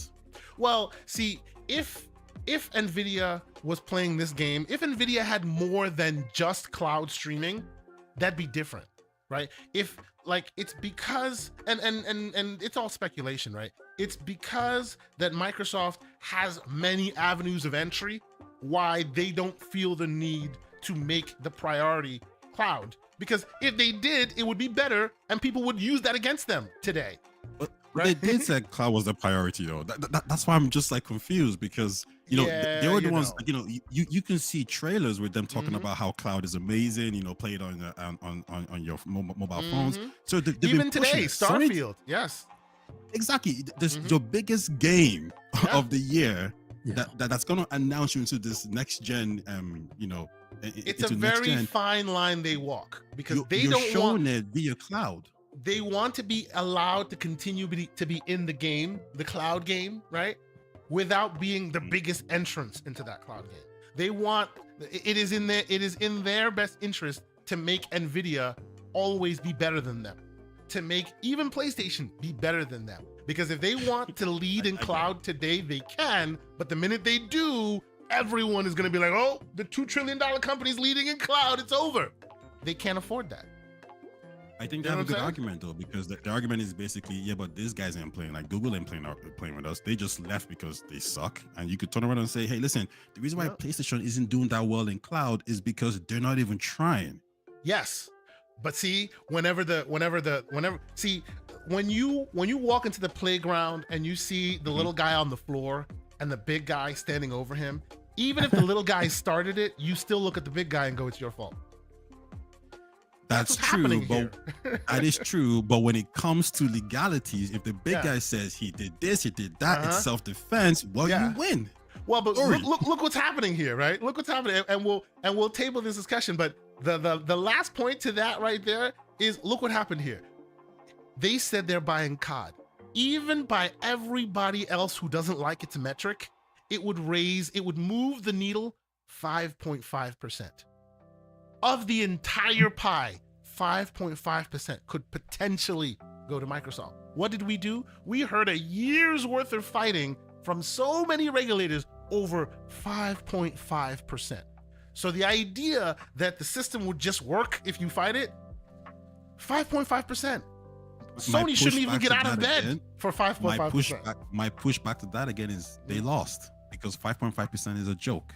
So, like, from an emotional point Well, of view, but like, they okay, Who lost lost? because Who of do you think lost? they lost, but Sony lost because they Yeah, Sony lost lost, sure. not because of the merit, right? Which they should have lost because of the merit, because They're not- 5.5%, right? But they lost because of process, not because of merit, which tells you it's still very dangerous. People could change their minds. You know I know, what I mean? I get it, but Okay. process is all that matters in this. Yeah. Sorry. Can I ahead, jump David. in real quick? Yeah, go yeah, ahead, please, Mike, go ahead. please. So my point is that Uh-huh. everybody in the chat needs to hit the like button. Oh, well, because yeah. there's over 100, Yeah. 150 people here, and they all need to hit the Oh, like fantastic. button. Thank you guys Please so much for being here. hit This that is like amazing. button. Yeah. Yeah. And the other thing I'll Mhm. point out is that you know, Kasante's posting on X that he's getting ready to jump on a yacht. Hello, why are we What? on a yacht? are we Broadcast talking from a about? yacht, man. Let's go. What are we talking about? Yeah, Oh, yeah, you mean Everborn Star is about to jump? Everborn, he's yeah, about to jump on a Everborn's in yacht? okay? Son of You a. don't- Anyway, we will ridicule Everborn Everborn slander. Everborn slanderer later. We will do that. Absolutely. Wow. Okay. Well, thank you. Thanks to the 100 and some odd people in here already. Thank you guys so much for being here. Please, as Web Dave said, hit that like button. You know, consider subscribing. You know, we love having these conversations, and no one's really right here. We're just seeing where the tea leaves lead us, and it's super interesting to see where all this stuff goes. But you know what? Let us move on and talk about the next topic at hand here, and that was staying in the same relative vein. You know, the numbers came out. You know, Sony has a lot more consoles sold. It's really good, but the idea that they did the first off, they raised the price, which made numbers look a little funny, right? And now they've lowered the price, and even after lowering the price, it's now looking like the price drop is still a little weak in the UK. Now, of course, we are privileged to have the man Taye Talks here. That's more towards his neck of the woods than ours. So I figured I'd ask you first, Taye. Have you, like, in the gaming sphere in your neck of the woods, have the price changes done anything for you guys? Like, is it just par for the course, or were people more like, hey, we're gonna think about it more now because they're charging more or whatever? How has that been looking for you in your neck of the woods? I think initially, when the price increase happened, it didn't really affect anything, to be honest. Everyone was still buying the PS5s, and I'm looking at these numbers drop a little bit. I'm trying to speculate as to why it would happen. Now, in the UK, there have been some issues there with basically the economy hasn't been what it is before. That probably plays a big role. In Europe over here, it's probably a lot stronger, but like Europe is very PlayStation dominant. That was Jim Ryan's territory, and that's what he managed to do. If you wanted to play games with your friends, you had to get a PlayStation. In the UK, it might be a little bit different. I think actually the UK, I think, is Xbox's strongest market after the United States. So even though Sony still like dominates there, the closest, the next big market for them is the UK. Yeah. In Europe, like Xbox is to an extent non-existent, right? I was thinking about it from a gaming perspective. Okay, are there just some games that people in the UK are just not into? I think one of the people at the EU, sorry, the lady who oversaw the Activision Blizzard deal, she said that like we care more about FIFA as opposed to like Call of Duty and things like that. So maybe there's an element of just games that some people are just not really into that didn't really drop. So maybe Final Fantasy, people in the UK are just not into it. I don't really have a concrete answer here, but what I do know is that Sony did the price drop did happen, and I think the sales went back up again. So from what I understand, it's looking like they're gonna meet their target, from what I understand.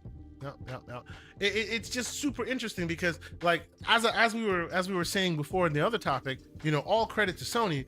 Even when sales are weak, they are still promoting what's going on because they're very confident. There's a lot of confidence going on. The main and you can only see what you can see. It's anecdotal, of course, but the main PlayStation centric fan base does not, feel the ebbs and flows of the market. They're still satiated, right? Seemingly, but around this story, we also did hear that the what do you call it? PSVR sales were a little weaker than they thought, and also there's talk that there was a lot of conversation around when Xbox had a year of no games. It looks like Sony's now looking to we're getting close to they're gonna have a year of no games themselves. It's just, again, credit to them, their year is not a calendar year, right? Theirs is second half of this year leading into first half of next year. So it's about the same time distance. It's just distributed a little differently. So maybe that'll work better for them than what Microsoft did. You know what I mean? What do you guys think? Dave, let's hear your opinion on it. It looks like, even though they were successful at bridging that gap during COVID, now they're starting. There may very well be at least some time, close to a year or so, where we may not get any real first party from them. What are your thoughts? I mean, that's clearly is what's going on. Not only the fact that they probably put a lot of pressure on their studios to get the titles they had in the works out, but the other ones that are still in the can that are working on are not where they need to be. So I think that they're going to put a lot more work into it. Need to, but it's it's not only that it's the gas games focus too. That's also changed a lot. I think there's a lot of behind the scenes stuff that they're really and the purchasing of Bungie to refocus, and we've already seen that they've had an impact, saying that because of them, this factions wasn't up to snuff, or what they thought was what Sony wanted it to be a good gas game. So I mean, there's probably a lot of things they're having to reevaluate, and that's why they're trying to I mean, Sony does what Sony does, which is buy up a lot of third-party exclusives, and we'll kind of have to see, what happens in the future with that. But I mean, look, I have a PlayStation. I love my PlayStation. Ghost of Tsushima is an amazing game, and I'm sure they're working on a Ghost of Tsushima too. But I'm probably pronouncing that wrong. But is it ready? I'd rather them take their time and get it right than to try and rush something out just to stay ahead of the game. The sales, the discounts they're doing right now, that $50 off, that's great. But probably one of the big reasons why they're doing that is if there is a quote unquote console upgrade, or for them a less expensive model to produce, then they're trying to clear out some old inventory. And also by getting more people in their ecosystem now, they're kind of stuck with whatever Sony brings to the table, whether it's really what you want to play or not. Because budget is something everybody needs to consider, and a lot of families, they can only afford one. And as through COVID, with the PlayStation 4, generation was still so massive, a lot of people didn't make the move yet because they didn't feel the need to. And now that COVID is over and people are getting back to, more comfortable finances, that, now it's time to maybe for them to make the jump, and they're jumping on what's a good bargain, to be honest. Understood. So. Yeah, no. It sounds like you might be onto something there. Sci-Fi Pimp, good name, with a $2 super chat this morning. Thank you for being here. He says, no, Microsoft owns ZeniMax, with its 4K streaming tech. Yes. Orion. We recall. Yes. And actually, believe it or not, that's not. I think that's a nothing burger as well. Well. Be careful now, because Orion is what threaded the needle to get Stadia to be as performant as it was. Yes, indeed, that is true. They did use Orion. Yes, it did. Yes, it did. Yes, they did. Microsoft owns the tech that helped Stadia become more performant, and they have chosen not to use it yet. So again, to my point, it is in their best interest not to put their best foot forward right now, in my humble opinion. Because yes, Orion tech made Stadia shine brighter than Game Pass. Why have they not leveraged it yet all this time? Did they actually use it though? Oh yeah, absolutely. Yeah, they did. Yeah. Yes, Orion tech was instrumental in getting Stadia to get to that 4K stream, because it's software middleman. It's a middleware, so you can attach it to any kind of streaming service, and it's supposed to streamline and help you get more performance out of your system. And that's how Stadia was able to get to 4K. If that's true, I'll walk it back a little bit. They're not playing 4D chess. They're playing chess. They're doing some weird stuff. Now, will they be right in the end? Who knows, right? Because I'll be the first to tell you, Microsoft is funny. They tend to do this clutching defeat from the jaws of victory stuff, right? The wind is at their back. Nobody can get even close, and then they fumble and drop back. It can happen. But the pieces are there, right? If they really cared about this thing and making it shine or whatever, you think they wouldn't have done it? Like, they have the second biggest cloud in the entire world. If they really wanted to, I think they would bring more to bear here. And the fact that they're not doing that speaks volumes to me. That's all I'm saying. And Kate, one thing I will throw in there is that there's a reason why Microsoft is a $2 trillion company. That's right. That's right. Sony isn't. That's right. Yeah, there's a reason why Sony's the market leader. That's not fair, though. That's not fair, though. Oh, it is fair. Look, there's a reason why Sony's the market leader, right? But there's also a reason why Microsoft. Yeah, Microsoft has built projects, right? So I think it's not a fair comparison. I don't think you can just throwing money at something is going to necessarily make. Well, it's not throwing money at something. It's because of their services that they are actually with Windows services, which is an online services that is actually going to be the factor in the future for gaming. Actually, I know it's kind of hard for you to see, maybe, but to that point, Dave. To that point, most people think, oh, Daddy Microsoft just keeps paying the costs for the L's that that Xbox keeps taking. Another thing that came out during all the FTC fighting under oath and all of that is Xbox as an entity, as a business entity, must fight for its own bread within Microsoft. So it's not like Microsoft is just, you know, covering up L after L after L with cash. They have to earn their own keep or they don't get to stay alive, right? So by the very nature of them being alive and them now having access to $70 billion to increase their business, not only does it seem like they're successful at it, but they're growing. When this is said and done, and I've said this on the show before, which is crazy to me, when this is said and done, by budget, they will have a bigger footprint at Microsoft than Windows, the company that the product that founded the company, the product that everyone uses today more than anything else. When this ABK thing is done, they will have a bigger footprint from a budget perspective than that, which is bonkers to me. What do you think, Taye? In relation to Microsoft buying, because this is what it is, right? People always seem to think that, oh, they're fumbling, oh, they'll get it together, but they're not quite there yet. These guys have been around since I think '78, right? And in one shape or form, they've always been around in one arena or another. And of course, now you see AAA, you see the big companies, right, who have their hands in every pie. Apple has their hands in movies and TV. They also have, you know, they make phones. Microsoft does all these different things. They are now betting so much on the company in gaming that when ABK is done, and oh, by the way, on that note, there are two countries left to convince before ABK is done, they will have a bigger budget for them in gaming than they will in the actual operating system. Yeah, I think that's the best thing about this deal, because initially when it was announced, the first thing that really came to my mind is, out of all the publishers to buy from a console preference perspective, like Activision Blizzard deal is just rubbish to me. I know that's just my subjective view, right? Yeah. I'm looking at gamers, man. You think about it.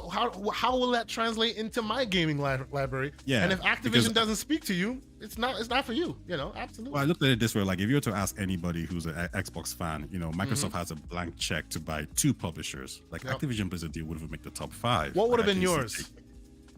Would have been Capcom. Okay. And probably maybe Sega, to be honest, as well. Or even Take Two, but like just the idea of Activision Blizzard, I can't even lie. Come on. See, look what happened. Look what happened. I'm sorry. Let me take a quick detour, okay? I'm like, the show is gonna go on. It's gonna be a good show. I got the man Taye talks here. Web Dave shows up last minute. One thing that I didn't think would happen is mention of Sega. Oh well, continue.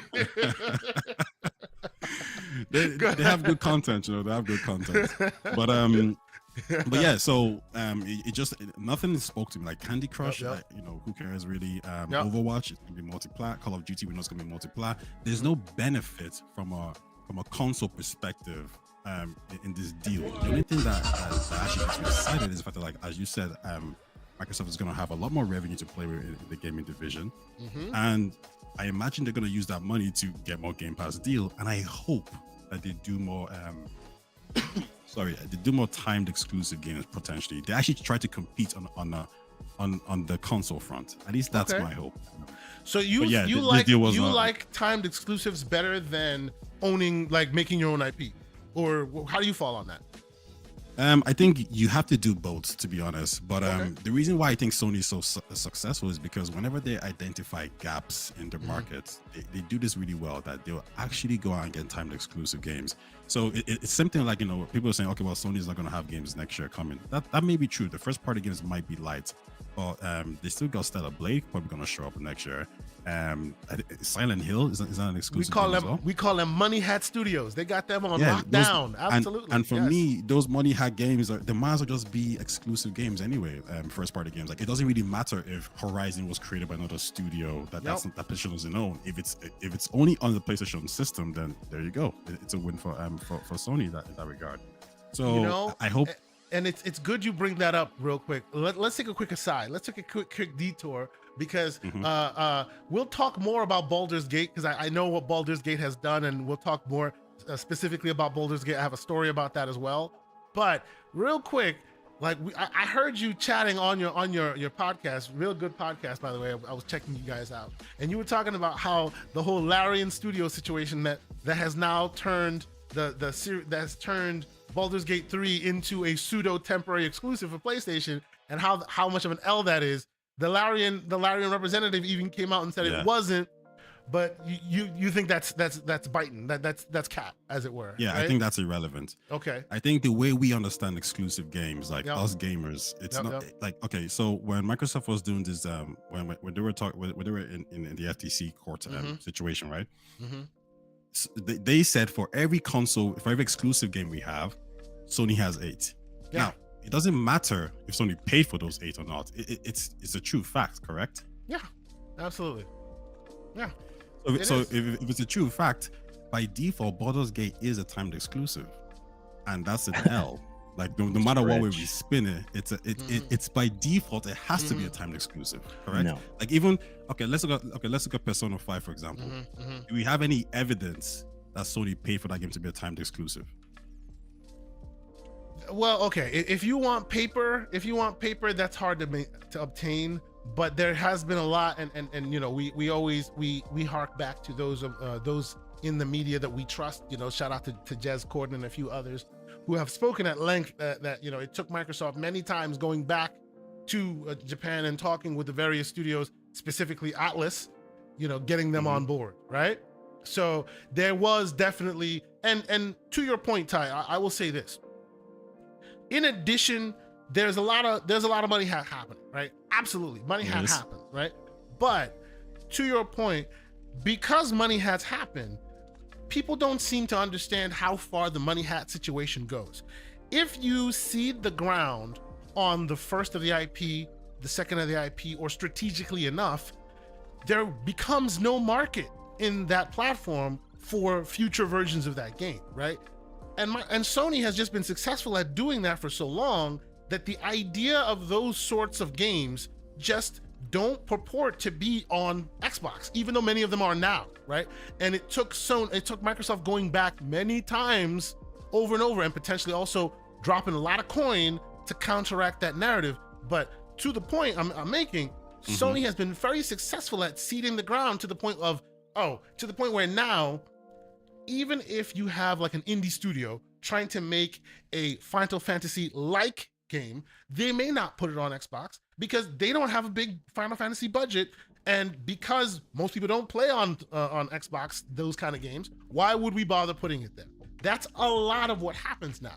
I get that. Some of that is Microsoft's fault, 100%, because they don't localize as good as they should. They don't speak to the developers in various regions like they should.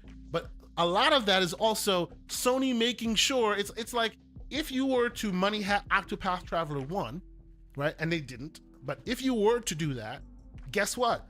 Octopath Traveler 2 probably wouldn't be there because nobody remembers it from the part 1. Just a small example. But that's literally what's happening here. Now, in the Larian example, yeah, there are technical back and forth, this and that. You know, I will purport to just believe what they say, right? But I will say, and I'm putting on my Everborn Saga tinfoil hat real quick, I will say it is interesting that we're talking about a game of the year in Larian Studios games. Let's be clear. You know, if you don't know them, look them up. Larian Studios makes like 90 Metacritic fair. That's what they do. Divinity Original Sin 2 was 93 Metacritic, right? So that's what they do. But they're also competing against a game of the generation potentially in Starfield. So it's not in their best interest to put their best foot forward. I'm not saying there's shadiness going on here, but it kind of works in their best interest to kind of become counter-programming to PlayStation right now, because now you have it being pushed, right? It works for them in business. I've heard this point before, and I think my response to this is, please, the release date for Baldur's Gate 3 on PS5, it didn't. The reason why it got moved from the PC was because they were afraid of Starfield, right? I think we all probably it's not probably. They said that to Schreier. It's on wax. Yeah. It's been written. They said they moved it to get out of the way of Starfield. Makes sense. So they probably would have moved the console version away from Starfield, correct? Yeah. Yeah, See, and the fact that they didn't, I don't think it has to do. I don't think there's any conspiracy here. It really just is the game just probably just can't run on the Series S, which is, I mean, it's fine. Which is fine. They'll figure it out. It's not that it can't run. It needs more time. Blah blah blah blah. And let's add more context to this mix, right? They are third party. They have no reason to do so. But had Microsoft convinced folks early on to use those specialty features that are in the console space, yeah, this memory issue would not be a factor. But again, I will put that mud in the eye of Microsoft, because even in their own first party, they haven't been using those tools to offset the memory issues.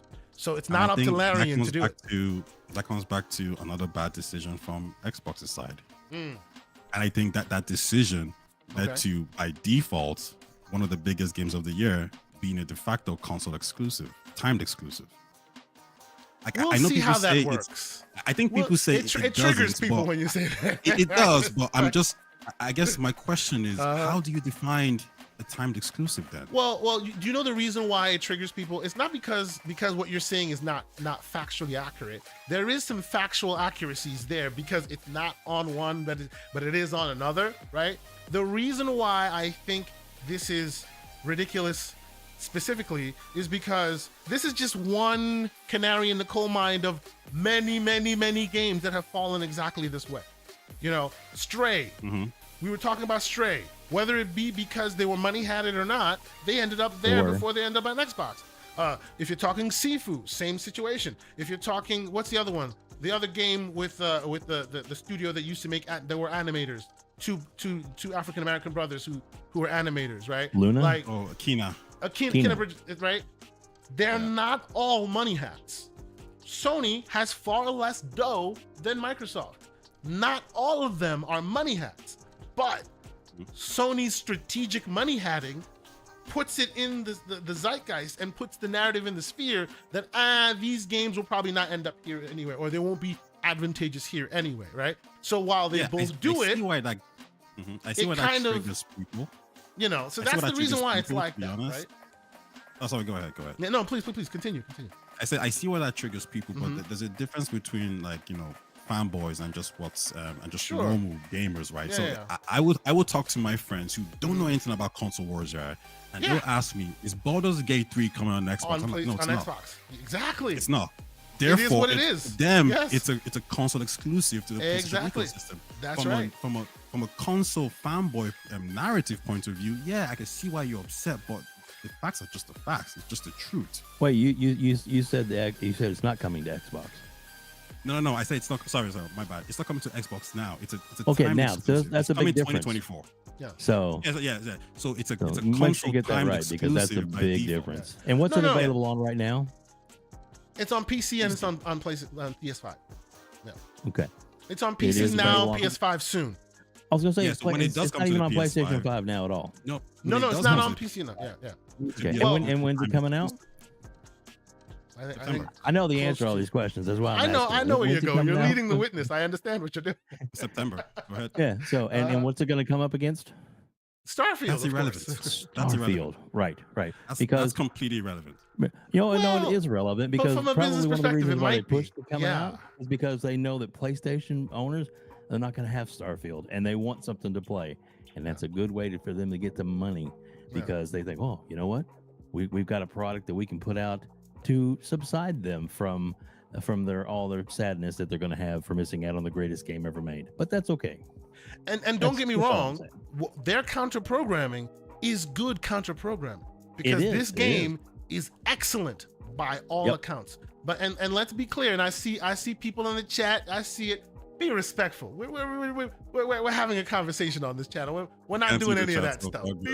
Be respectful. I'll put this question to you. How many PlayStation console exclusives came out this year, or games that will only be available on PlayStation, not Xbox, that you think will be in the Game of the Year category? Oh, not many. That'll only be in the Game of the Year category. Not many. So Spider-Man 2. I don't think it's going to be Game of the Year. I don't think it'll be Game of the Year, but yes, it is Game of the Year caliber. Nominated. Yeah, nominated. I'm talking about nominated. Potentially caliber. Yeah. We'll see. It's a for what it is. Hey, Insomniac. Let's not look. let's it's be on real. Xbox. If an Spider-Man 2, Insomniac game Spider-Man. comes out and it could potentially be talked about as game of the year, 100%, because it's an Insomniac game. Just like Starfield, no one has played it, but everyone's convinced that it's going to be a game of the generation because the people who made it made the last game of the generation. So I will not take any Insomniac slander. They potentially could be releasing listen, games. I'm not even crazy about the Spider-Man games, but Yeah. I recognize this is a great. Oh, studio. yeah. So Spider-Man 2 probably, Mhm. and then we got Final Fantasy. Do you guys think that'll be nominated? I don't know. think People so. who've played it say it's awesome, but even then, they're still kind of wishy-washy on whether it will be, because there's just so much going on this year when it comes to that, right? Because Tears of the Kingdom is out there, because a lot of that, even Hogwarts, people were convinced Hogwarts was game of the year when it started, but now that all these other games are releasing, they're like, well, it may get nominated no more, right? So I don't know, bro. I haven't played beyond the demo of Final Fantasy, so I can't speak wholeheartedly to it. I know everyone played that and he liked it. Yeah, but he really I think enjoyed it, for me, there are 3 big games that came out this year that I can only play on PlayStation. Or but Baldur's Gate is going to come out later on. I think that's Okay. Baldur's Gate 3. I think that's going to be Spider-Man 2. I think that's going to be Final Fantasy. Now the question I would say is like, what big games came out on Xbox? I'm only going to be able to play on that ecosystem. I can only think of Starfield, and that's what I mean. The narrative. The narrative doesn't make sense, because if you're a casual player and somebody says, well, on this ecosystem, you got Final Fantasy, you got Baldur's Gate 3, and you got what's the next one? Final Fantasy, Baldur's Gate 3, and Spider-Man 2, and Spider-Man 2. Yeah. And on this ecosystem, you only have Starfield. That's not a good look. Well, okay, so for the record, first party releases, because, and again, we're being a little, it's not an exact math, because the games you've spoken about, while only available currently on PlayStation, or will be available on PlayStation, they are not first party. But if you were to compare them to say, hey, what's only playable from a hey, I'm a casual, what can I play on this hardware that I can't play elsewhere? You're talking Starfield, you're talking Hi-Fi Rush, and you're talking Forza Motorsport. Easily. Yep. That's those 3 this year, right? So they do have that, and they also have potential few money hats here and there themselves. Some launch exclusives. I get that, but I don't think Forza Motorsport or Hi-Fi Rush is moving the needle. Okay, so you're saying Forza Motorsport and Hi-Fi Rush do not. I'm saying Final Fantasy. I'm saying Final Fantasy that sold 3 million sales. Yeah, that sure. Like, my casual friends are not looking at Forza Motorsport or Hi-Fi Rush. They're looking at Final Fantasy. They're looking at Baldur's Gate. They're looking at Spider-Man 2. They're looking at Starfield. Those are the only games they're really focusing on. Sure. And the problem here is only one of those games is on the Xbox ecosystem. On the Xbox. No, I hear It you. could also be Stalker 2. We don't know yet. There's still not the end of the year. Yeah, yet. Stalker 2 is Just remember playable that. right now. I'll give you that. Switch. I'll give you Stalker 2. Yeah, that one could be big. But once again, I think in the context of Baldur's Gate 3, Starfield, Spider-Man 2, Stalker 2 is not there. It's not in the conversation. Well, Starfield's going to win you know anyways. what? It really doesn't matter, does it? To be fair about the Stalker example, because that game was where it is embroiled in what it's embroiled in, and shout out to them. It's amazing that the game is even being released or it's still being worked on, because real wars are happening around them. So I would say that maybe, and I can't speak exactly, but I would say maybe the reason why the hype around that game hasn't been building is because most folks thought that game wouldn't release at all, right? Because they thought, hey, they're in the middle of a Ukraine war. There's no way that thing's coming out. Even though they say they're working on it, if it doesn't come out in 2023 or 2024, people will understand and move on. So at least for me, like in the back of my mind, I just kind of put that one to bed, expecting that would not be out at all for a while, right? So the fact that it's playable on the show floor at Gamescom and all that is super surprising, right? But let us button it up and move forward. But I will say something in defense of Taye, because I do think he's onto something. Okay, I think he's onto something. Whether, like, we in the chat, we that are here, we are the diehard. We love the balls and strikes. We love paying attention to these games and what's coming out and who's doing what and all that, right? And Taye and myself and Dave, we all like pay close attention, right? So when you, in that context, right, to say certain things make it really weird. People go, oh, come on now, how are you gonna say that? Obviously you know more than that. To the normal dude who's walking down the street, who just plays his games, who's about the Call of Duty, who's about this, who's about that, they don't spend time with the balls and strikes like that, right? So if they hear Baldur's Gate is amazing and they go, oh, it's coming out, I'm buying a console, which one is it? And for now, it's only coming on PlayStation. It's a bad look. It is. Whether the context in the background matters or not is not neither here nor there. And all of that is just to speak to the fact that because Sony is the leader, they get to sit back and enjoy the benefits of it. Sometimes they get exclusive they don't earn because they just have the bigger pool. It's a fact. It happens all the time. That's the reason why Microsoft is flying to Japan all the time, trying to convince them of otherwise. Because a game coming to a Sony platform is a foregone conclusion, while a game coming to an Xbox platform, specifically if it's an Asian game, that is a game that has been worked on to get there. You know what I'm saying? So it's on Microsoft to change that narrative. Whether that's changed in the normal parlance of the normal man or not, it's not Taye's fault, you know. Whether it's true or not, it's just what people think, you know. Because if you look at it from a last year point of view, like look at the games that were nominated for the Game of the Year, right? You had Stray was nominated. That's a PlayStation ecosystem. Which let's be fair, Stray is a great game. It had no business being in that conversation. I get that, yeah. But from a narrative point of view, you know, you got Stray there, you got God of War there, you got Horizon Forbidden West there. No. So 3 out of the 5 nominated games are exclusive to the PlayStation ecosystem. Well, nothing's been nominated yet. Let's be clear. No. Sure, last year. We're talking last year. Yeah. Talk about last year. And basically, the only thing Xbox could say is, well, out of those 5 nominated games, only one of them is on our ecosystem, and it's a multi-platform. That was Elden Ring.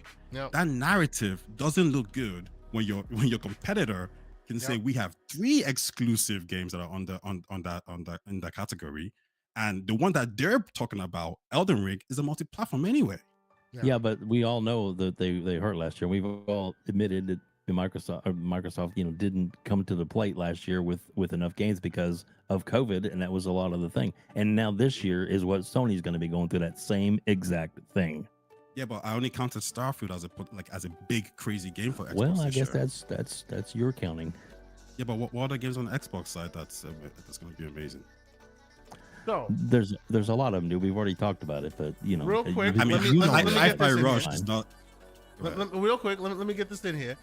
Dan Lazaro in here. What's going on, Dan? Thank you for checking us out with a $5 super chat. He says, "Never once thought to myself while playing a game, is this on the competing console? No, I'm superior. Get a life, FFS." Absolutely. And let's be real. You know, I don't think anybody on this panel or even in this chat thinks that way, because we're adults here. Absolutely. It's just, you know, I see where Taye is coming from, because in the general sense of it, if Microsoft wants to change that narrative that Sony has, fairly or unfairly, let's be absolutely a buck about it, right? I say many of it is unfair, right? The deck is stacked. You know, when they start the relay race, they start 30 minutes later, right? All that can be fair, and all that can be accurate in saying when talking about the back and forth. But even with all that being true, that's the game they set out to play. Microsoft did, right?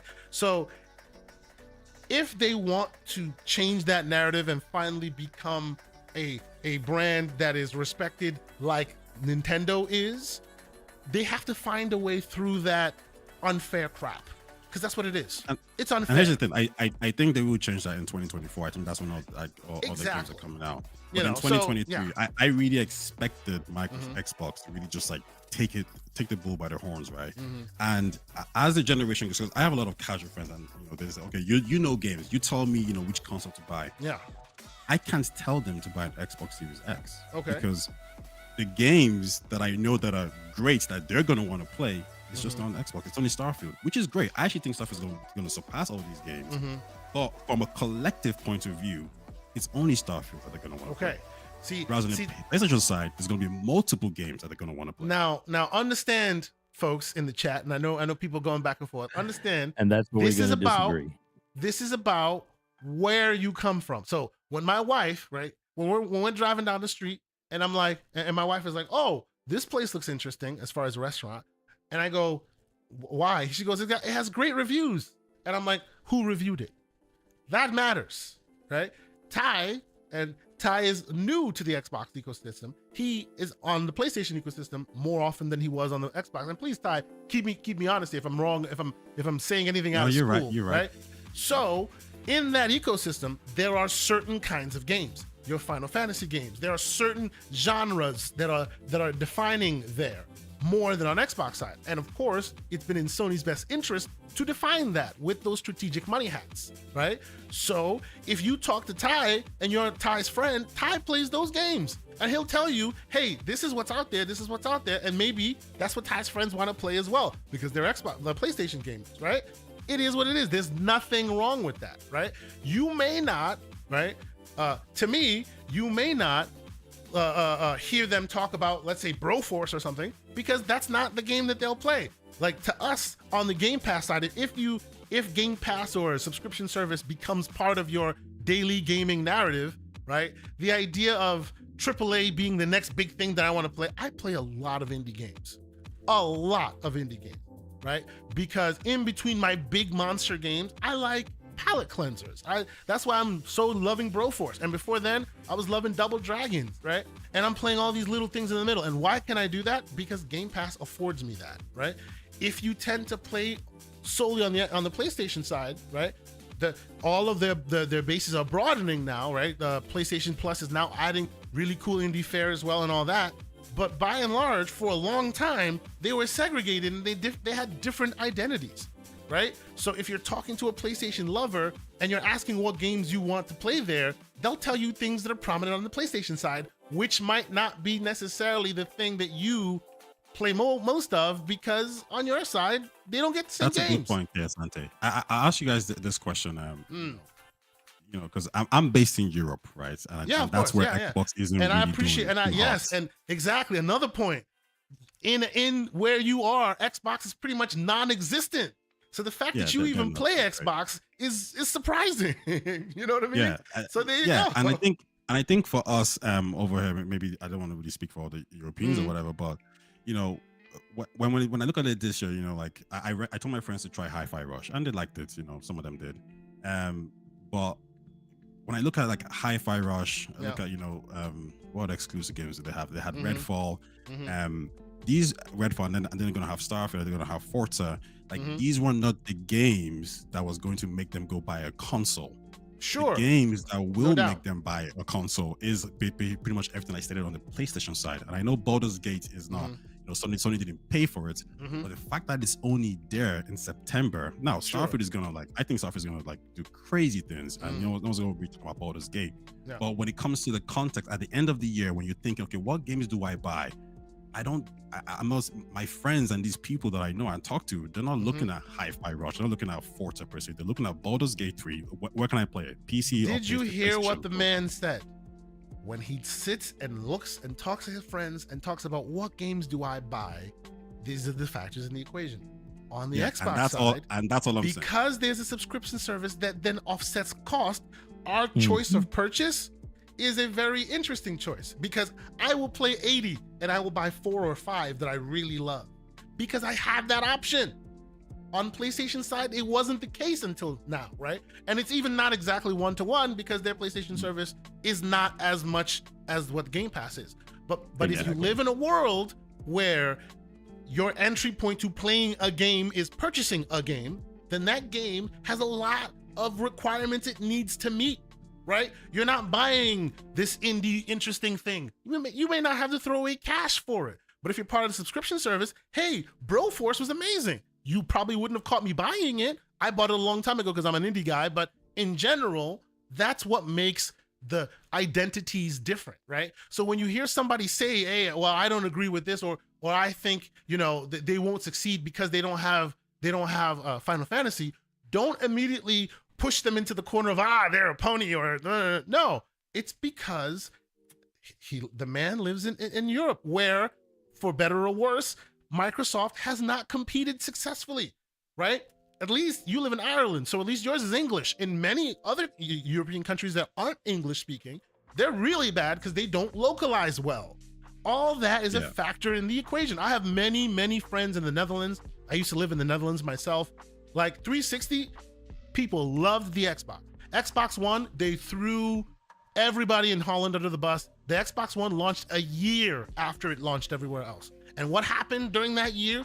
All of my 360 buddies turned to PlayStation for PlayStation people because they had no Xbox to play there, right? So when you hear all of this build, Europeans talking about Xbox not being a factor, there's a lot of context there that matters. And Taye, I appreciate you being here because you speak to the voice, you bring voice to those things that folks in the States may not be so aware of as far as how Microsoft is competing in those places. You know what I'm saying? Yeah, I mean, that's pretty much it. It's just Yeah. I'm looking at it from a very because I'm a PlayStation guy in the sense that That's I right. had the PS2 and I had the PS4, but I also had the Xbox 360. I skipped Yeah. the Xbox One, but now I'm back in the Xbox ecosystem. Most people and that's skip the my Xbox One in Europe because they had to. Yeah, It released way late for you guys compared to everywhere else. Yeah, and the Xbox ecosystem is my preferred ecosystem. But if Yeah. you were to tell me, and just objectively speaking, the last Mhm. 3 years, which ecosystem was better, the PlayStation or the Xbox ecosystem? Like Mhm. it's hands down the PlayStation ecosystem. They just Ghost of Tsushima, Last of Us, and Ratchet and Clank. Like they were They are dropping great games. at marketing. Great great at at drop- marketing. But I still prefer the Xbox Yeah. ecosystem. See, and what I mean by they're great at marketing is during that time frame, what happened? Everyone was like, come on now. Yeah, COVID is a factor, but PlayStation's releasing games. Where's Xbox's games, right? Those delays are coming now. Sony was very strategic in how they placed their things. So right when everybody else was affected, they weren't. But now that everybody else seems to be getting out of it, now they're affected. But now that they're affected, the page has turned, right? People aren't using COVID as a factor in the equation, right? They are very good at moving your neck to have you look at where they want you to look at and not pay attention to what they want you to My avoid. one fear with the whole PlayStation isn't gonna have games next year is they're extremely good at money hatting. So Yes. I do think there's a situation where Capcom announced that they're gonna release a game that's gonna sell millions next year. I wouldn't be Yeah. surprised if Sony's talking to them and saying, "Yeah, you take that off Xbox." I and you wouldn't put be it exclusive on surprised if PlayStation." if Wonder Woman is money hatted, if it comes out. I wouldn't be surprised if any of the Star Wars things coming out gets money hatted. Exactly. When Sony, and this is why I was out there giving Booty the business, but now we give respect to Peaches' name. Put the Peaches in the chat, ladies and gentlemen. Put the Peaches in the chat. We put respect on his name because I see he's out there doing what Sony's doing, which is trying to cover the gaps, right? You need to cover the gaps. The gaps will be there. That's just the nature of the business. How do you achieve, how do you move forward when those gaps present themselves? And in that respect, Sony's always masters of the game, right? They'll have stellar blades, stellar yams, and see them Peaches are now pulling double duty, right? Oh, PlayStation game. No, it's not. They're just covering their gap, and the normals don't know any better, right? So, again, I'm getting ridiculous super chats now. So again, shout out to you guys for enjoying this great conversation, and Taye for being here, Taye and Web Dave. This is what I'm talking about, right? We don't have to always agree to everything, but it's not just because you think differently than someone else doesn't automatically means, oh, he's just trying to score pony points or whatever. No, right? The factor is the factor on the facts on the ground are completely different where you live, right? The Microsoft is different than the Microsoft I know because they represent you differently there. They put their business in front of you differently there, right? And by all accounts, and most of the European folks I talk to, the way they do it is lackluster still. So hey, let's speak on it, right? Let's absolutely speak on it because they need to do better in the places they need to localize. I hear they're doing that much better now with ZeniMax in tow. I expect that will also go even further when they have Activision in tow. So yeah, I think that's excellent.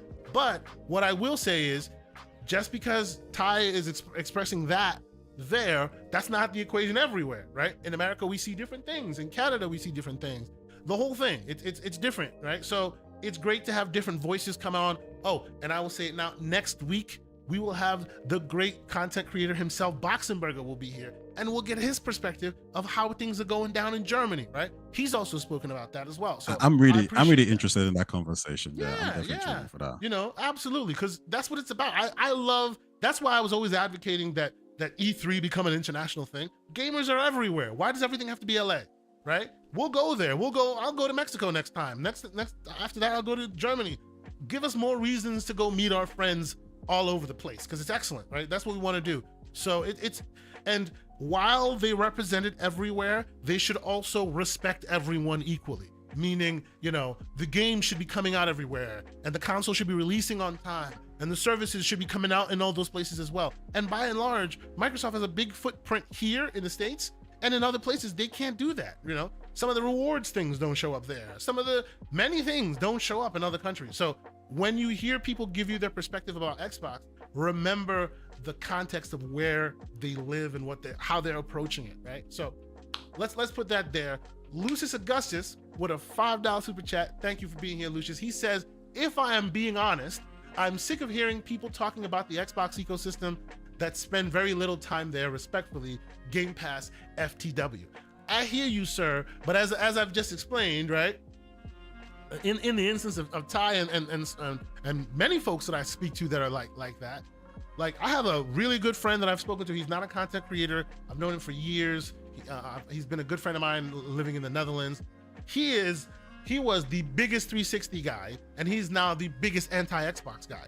Because first off, his 360, he loved the heck out of it. During the Xbox era, the Xbox One era, they did not release it in his country on time. This is the Netherlands. And oh, by the way, his account got hacked on his Xbox account, and then they blamed him and they didn't do right by him. So he's just like Mr. Anti-Play Xbox. He's all PlayStation all the time now. He's just like, screw you, these guys, they've done me dirty, right? Yeah, to put that into context, well, what I'll say is I had an Xbox 360. First of all, I have all the consoles, right? GameCube, N64, all that kind of stuff, Sega Mega Drive. I had an Xbox 360. I didn't get the Xbox One. The reason why I primarily didn't get it is because no one was getting it in Europe, right? So you can't really play with your friends. No. So I had the PS4. Now, when it came to getting the next gen console, I got into the Xbox ecosystem via xCloud. So I used xCloud, and I obviously use Game Pass. And when it came to actually buying the console, I bought the Xbox Series X. Like all my games are bought through the Xbox Series X console. So I'm firmly in the Xbox ecosystem. So when you say I'm not part of the Xbox ecosystem, it's pretty much a lie. Exactly. My arguments are not from a Xbox point of view or a PlayStation point of view. They're from a neutral point of view. You're a gamer. You're a gamer. You want to see. You've been on PlayStation a while. You've seen things that they do that you like. You like the Xbox ecosystem. You want to see them do better there. I understand that, right? And I speak to a lot of European people who are upset with them about that. I will say this. I like the fact that Xbox is focusing on cloud gaming and also the PC side of things. Because I thought that's what really attracted me to them. That like they're very diverse and they're very different. But it doesn't change the fact that the only currency that matters in this situation is games. Now, they're going to have those games in 2024 and onwards. But in 2023, well, first of all, 2022 was bad. I think we all accept that. We all know 2023, I've been somewhat disappointed at what the story is, because I thought 2023 was going to be the year that Sony was going to sweat and struggle. They haven't sweat as much as I thought they would. On that topic, the year's not up yet. Yeah, the year's not up yet, and that they have been prone to dropping things, right? We don't know. They may drop something new. You don't know. We'll wait and see. But I will be honest with you. I will be honest with you on that topic. Like I was hoping we'd see and or hear more about what do you call it? About Senua Saga, right? Had that happened, and that's a thought experiment I'll put to you, because there was a rumor or speculation that may have happened, right? Imagine a world, Taye, where they go, okay, 2023, here we are. We see what's happening, right? We have a Hi-Fi Rush, which was Shadow Drop, right? We have a Starfield, which by all accounts looks to be a game of the generation. We will wait to see, right? We have Motorsport, which although is niche, and I'll tell you is niche, I average about 19, 17 hours. I've checked many of both between Motorsport and Horizon. I'm about 20 hours on them, and then I move on to another game. But Horizon gets a lot more attention than the Motorsport does, because it's a lot more of a simulator, and not as many people like it, right? So I get all that. What if they had added also Senua Saga as well? So this year you would have gotten 4 of them. Would that have changed your thoughts? that would have been amazing, right?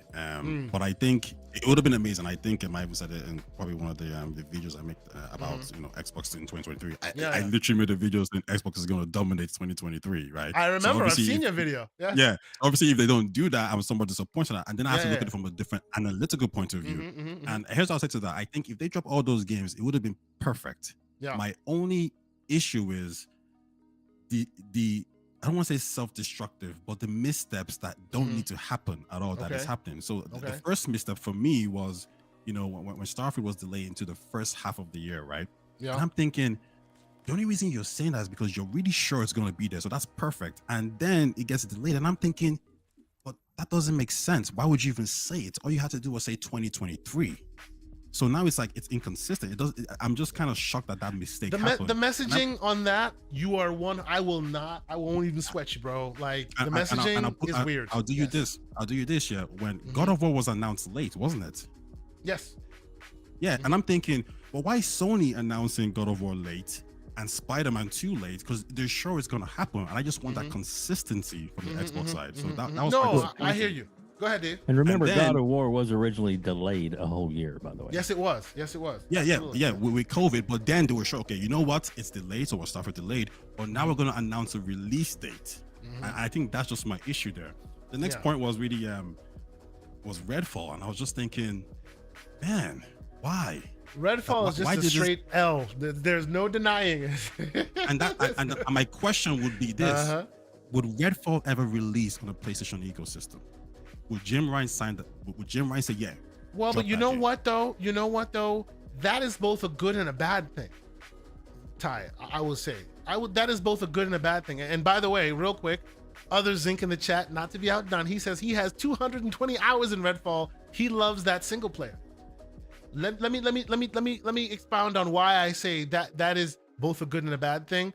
Because the problem with that is we are now in a world where Sony has moved from that house of ideas to the house of AAA bangers, right? And by and large, some people aren't necessarily as happy with that as you'd want. So yes, you're right. In a world where Jim Ryan, and it wouldn't have been Jim who plays it, but if anybody told Jim that this thing is not meeting our PlayStation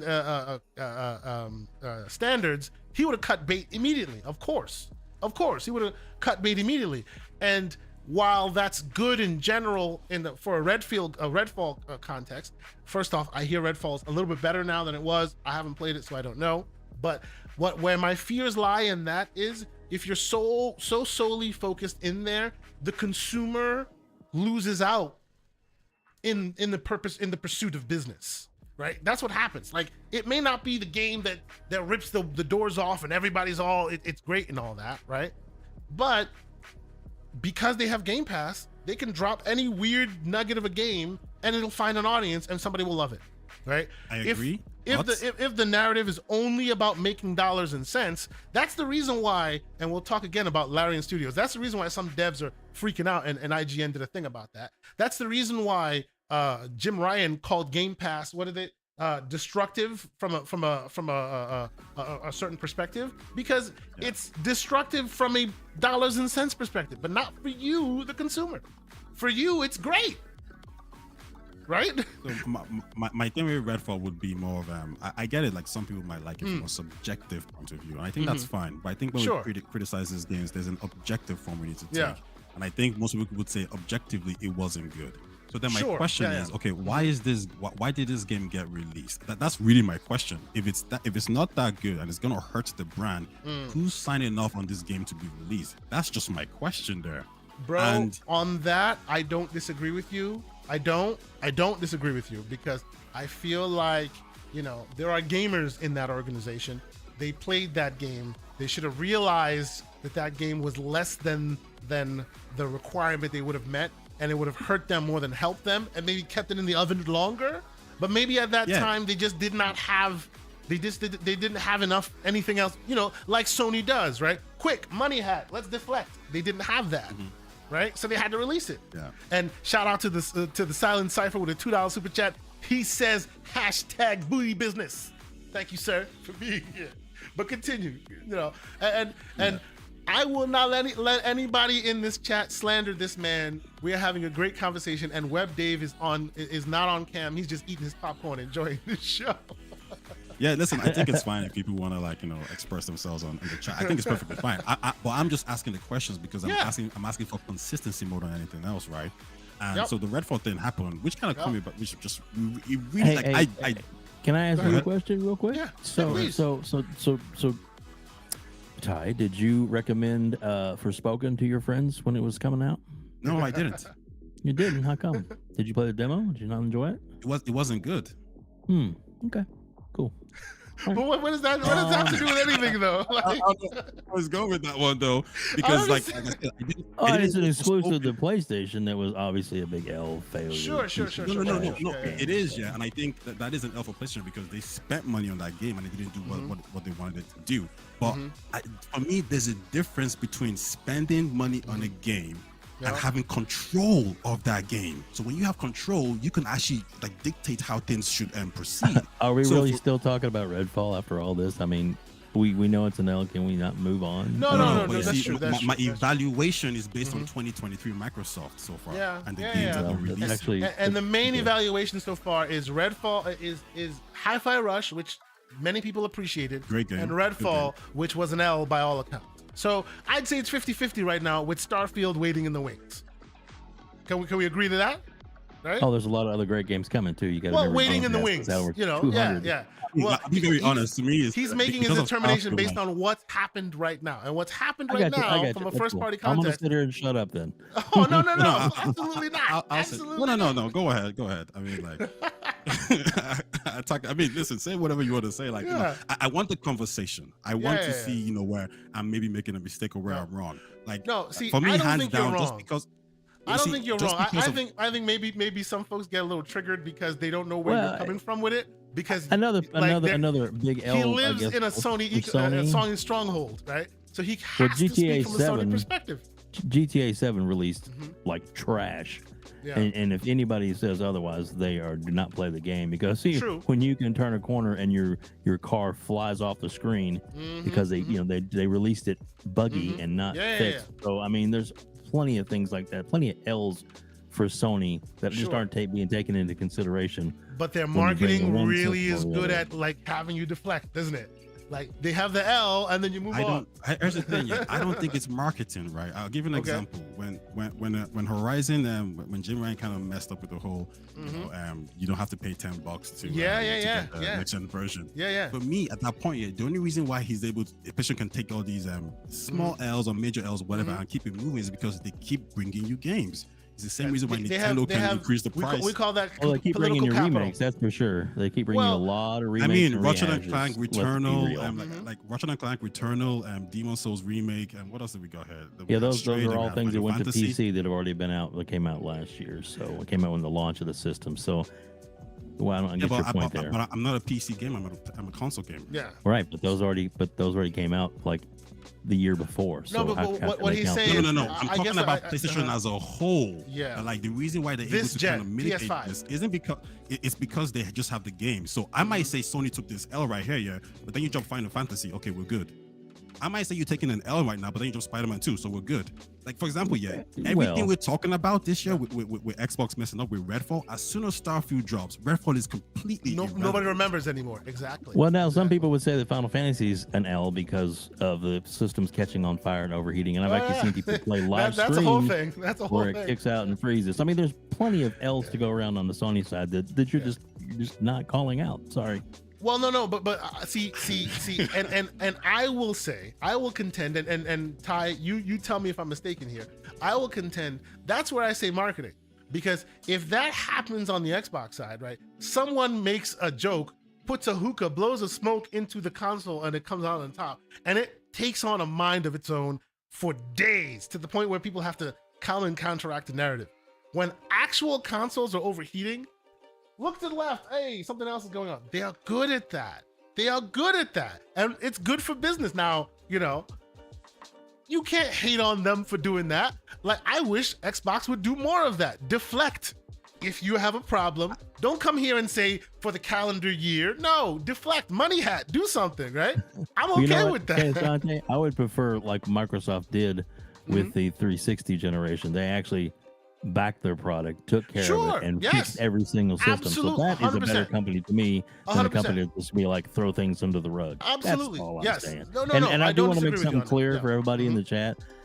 Taye Talks is absolutely amazing. I love this guy. So please don't just because we disagree on a lot of things, that doesn't mean I don't like. I think he's great. So disagreement is what's fun here. Please Man. don't, Disagreement please don't is take what's anything fun. else at heart. Disagreement is what's about. The marketing point you made, I see where you're coming from, but for me, I think marketing is completely irrelevant because at the end of the day, if you have currency, which is good games, a lot of good games, games that move that needle, nobody cares about any story or what the hell you're talking about. Like I remember, for example, right, I was talking to my friends about Activision Blizzard, and one of them asked me like, hey, did you hear about everything about this Bobby Kotick guy? Did you hear about what's going on at Activision Blizzard? And I said, it doesn't matter because gamers don't care. What they care about is games. That's the same reason why Call of Duty, like I think what it sold was the best selling Call of Duty that year. Same reason why King is able to bring in all that money, because we don't really care about these things. We just care about good quality games, whatever it is. That's right.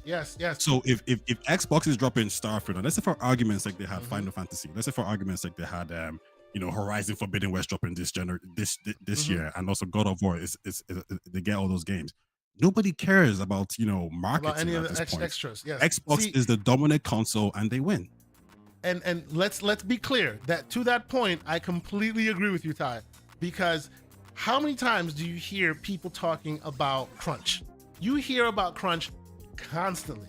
Crunch. Do you know how many games have been crunched that come out on PlayStation in this gen alone? A lot. But you don't hear about it because those games that release are quote unquote bangers. People don't care as long as you give them what they want. If you give them what they want, you build up political capital, and then you can mistreat them, and they'll still be fine because you've built up political capital, right? I think, and we'll move forward to a different topic, but I think the reason why this is so super interesting is I believe that with the release of Starfield is where the political capital building is happening. Like that's where it's starting. That's where people thought it would be happening with Redfall. It didn't happen then. Starfield is where, once it releases and it is what people think, they're then going to expect that every game moving forward will be completely amazing and one after another, so that eventually we get to a world where Microsoft also has some political capital to spend, so they can also start mistreating you, right? And when they do mistreat you, you'll be like, oh, no issue. Why? Because they make bangers, right? We're not there yet, but that's the world where they want to go, I suspect, right? That's the world they want to go. And about them getting political capital and mistreating you, right? We will talk about them shortening their $1 subscription service right in time for Starfield. But before we do that, let me catch up real quick on some of these super chats. There's been a few of them. Mr. Silent Cypher, thank you so much. Continue support. He's here with $5 super chat. He says, what happened this year on Sony's front was a busted PC port of The Last of Us. Again, what I'm talking about with marketing. That game was broken as heck when it came out. I played it. It's on my PC. I have a beast of a PC, like really a beast of a PC. And for a long time, I couldn't play that game. It would crash all over the place. It's now good. But to your point, Taye, about political capital, about them having a history of good games, because of that, people moved along quickly and moved to a different topic, right? Whereas Redfall kept people spinning for many times because they keep going, come on, man, this was going to be the one. I get it. Yeah. It's not necessarily, I don't necessarily think it's righteous because that's just narratives. And I see you, Dorian Gray, he's right. Horizon, I put almost 300 hours in it. It has thousands of bugs. Check out my X profile for all the bugs. Every time I found one, I put it on there. But still, I really dislike that game, to be honest. I loved that game. I loved that game. People call it gaming NyQuil. I loved that game. I dislike it, but from an objective point of view, it was a good game. Like and it has some of the best rendering of African people ever. No game has better rendering of African people. So salute to that game for just that alone. You know what I mean? So like even there, I think it's like they're good at and Web Dave, not to make your point invalid. I agree with you that they should just because they can market well and they can deflect doesn't mean that's what they should do. Because the reason why I purposely like what Microsoft does is I feel like, you know, they're and we discuss it on the show all the time. These business entities are people who they're there to separate you from your dollars. That's what they're there for. It doesn't matter how they do it. That's what they're there for. But I feel like between the two companies, Microsoft has kind of gotten to a place where they're like, if we show you and we tell you and we're straight with you, you will be okay with giving us your money. So way early, they were like, exclusives, as you know, are changing. They're not coming to Xbox and the platform and the PC, and they let that out, you know, and things like that. They've been doing that for a long time. Whereas on the PlayStation side, their marketing, for whatever reason, seems to, I wouldn't say lie to their consumers, but lead them on in certain ways, right? I saw a long time ago, they were heading exactly in the same direction Xbox is. At some point, everything that releases on PlayStation will come out on PC. But for some reason, they can't tell their consumer base that because that'll make them mad for some reason, right? Like that's where the differences lie for me. If you want to know what PlayStation is doing, look at what Xbox is doing. Don't listen to them because they'll tell you we believe in generations and then cut you off at the knees.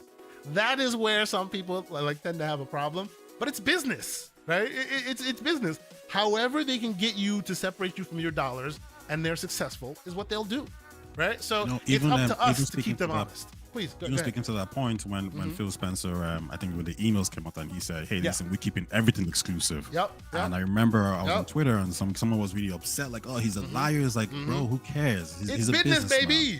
Like, it makes perfect sense for him to lie. I don't care what Jim Ryan says. I don't care what Phil says. Is the game, where is the game? And that's all that should matter. That's all that should matter. Absolutely. So we have the OG one, Pixelbit G, in here with a $2 super chat. He says, hasn't Sony sucked in 2023? What am I missing? So let's see. From a first party perspective, and I know it's kind of funny money. We've been talking about this. Since they are good at their money hatting, it kind of muddies their waters because from a first party perspective, you would say, yeah, they've also not done really well, but they're good at that money hat, right? And they're good at deflecting attention from the fact that the first parties hasn't done well. So people say Final Fantasy 16, which I guarantee that'll come on Xbox eventually, right? You saw Phil shaking hands with the guy. It will come, but in the short term, to Taye's point, right, with Larry in studio, same thing. Whatever the context is, doesn't matter. What does matter is it's on their box and it's not on the other box, so it's their win, right? Because it's games that push sales. It doesn't matter. Games that market well, games that get people to want to buy consoles. But my pushback on that front, though, is that games that push sales and get consoles to be sold, that is an outlying indication, right? It used to be the main game. It used to be what we were here for. But now you see that even in the instances where Microsoft's console sales are lagging behind, their moment to moment, their month to month engagement numbers and their revenue from it higher than PlayStation's, right? Of course, PlayStation is the name of the game. They are the game in the name in gaming. So they say console sales are a metric. Everybody wants to still keep them as a metric. But if you look at what really matters, which is the money that at the end of the day ends in your pocket, Microsoft tends to be making a lot more of it now. Not more than Sony. They're back and forth. But, you know, console sales doesn't really matter that much if consoles themselves are being sold at a loss. You don't want them to buy. You don't want people to buy your consoles at a loss as long as you have a way to get them into your service without buying that console, which Microsoft does. I think that's a great point. But from what I remember, Sony said that they make a profit on every PlayStation sold. Yes, correct? yes. They it's a very slight profit, but they make a profit on every PlayStation sold because since they released that thing, they've been like changing the innards, right? They cheapened the heat sinks. They've been changing things to try and like offset costs. Now, when they say they make a profit, how much we don't know, but it's fine. It's not like Nintendo, right? Nintendo literally is printing dust and getting $200 for it every time they do at this point because their hardware is abacus level performance at this. So they're really just making real money every time somebody buys that hardware.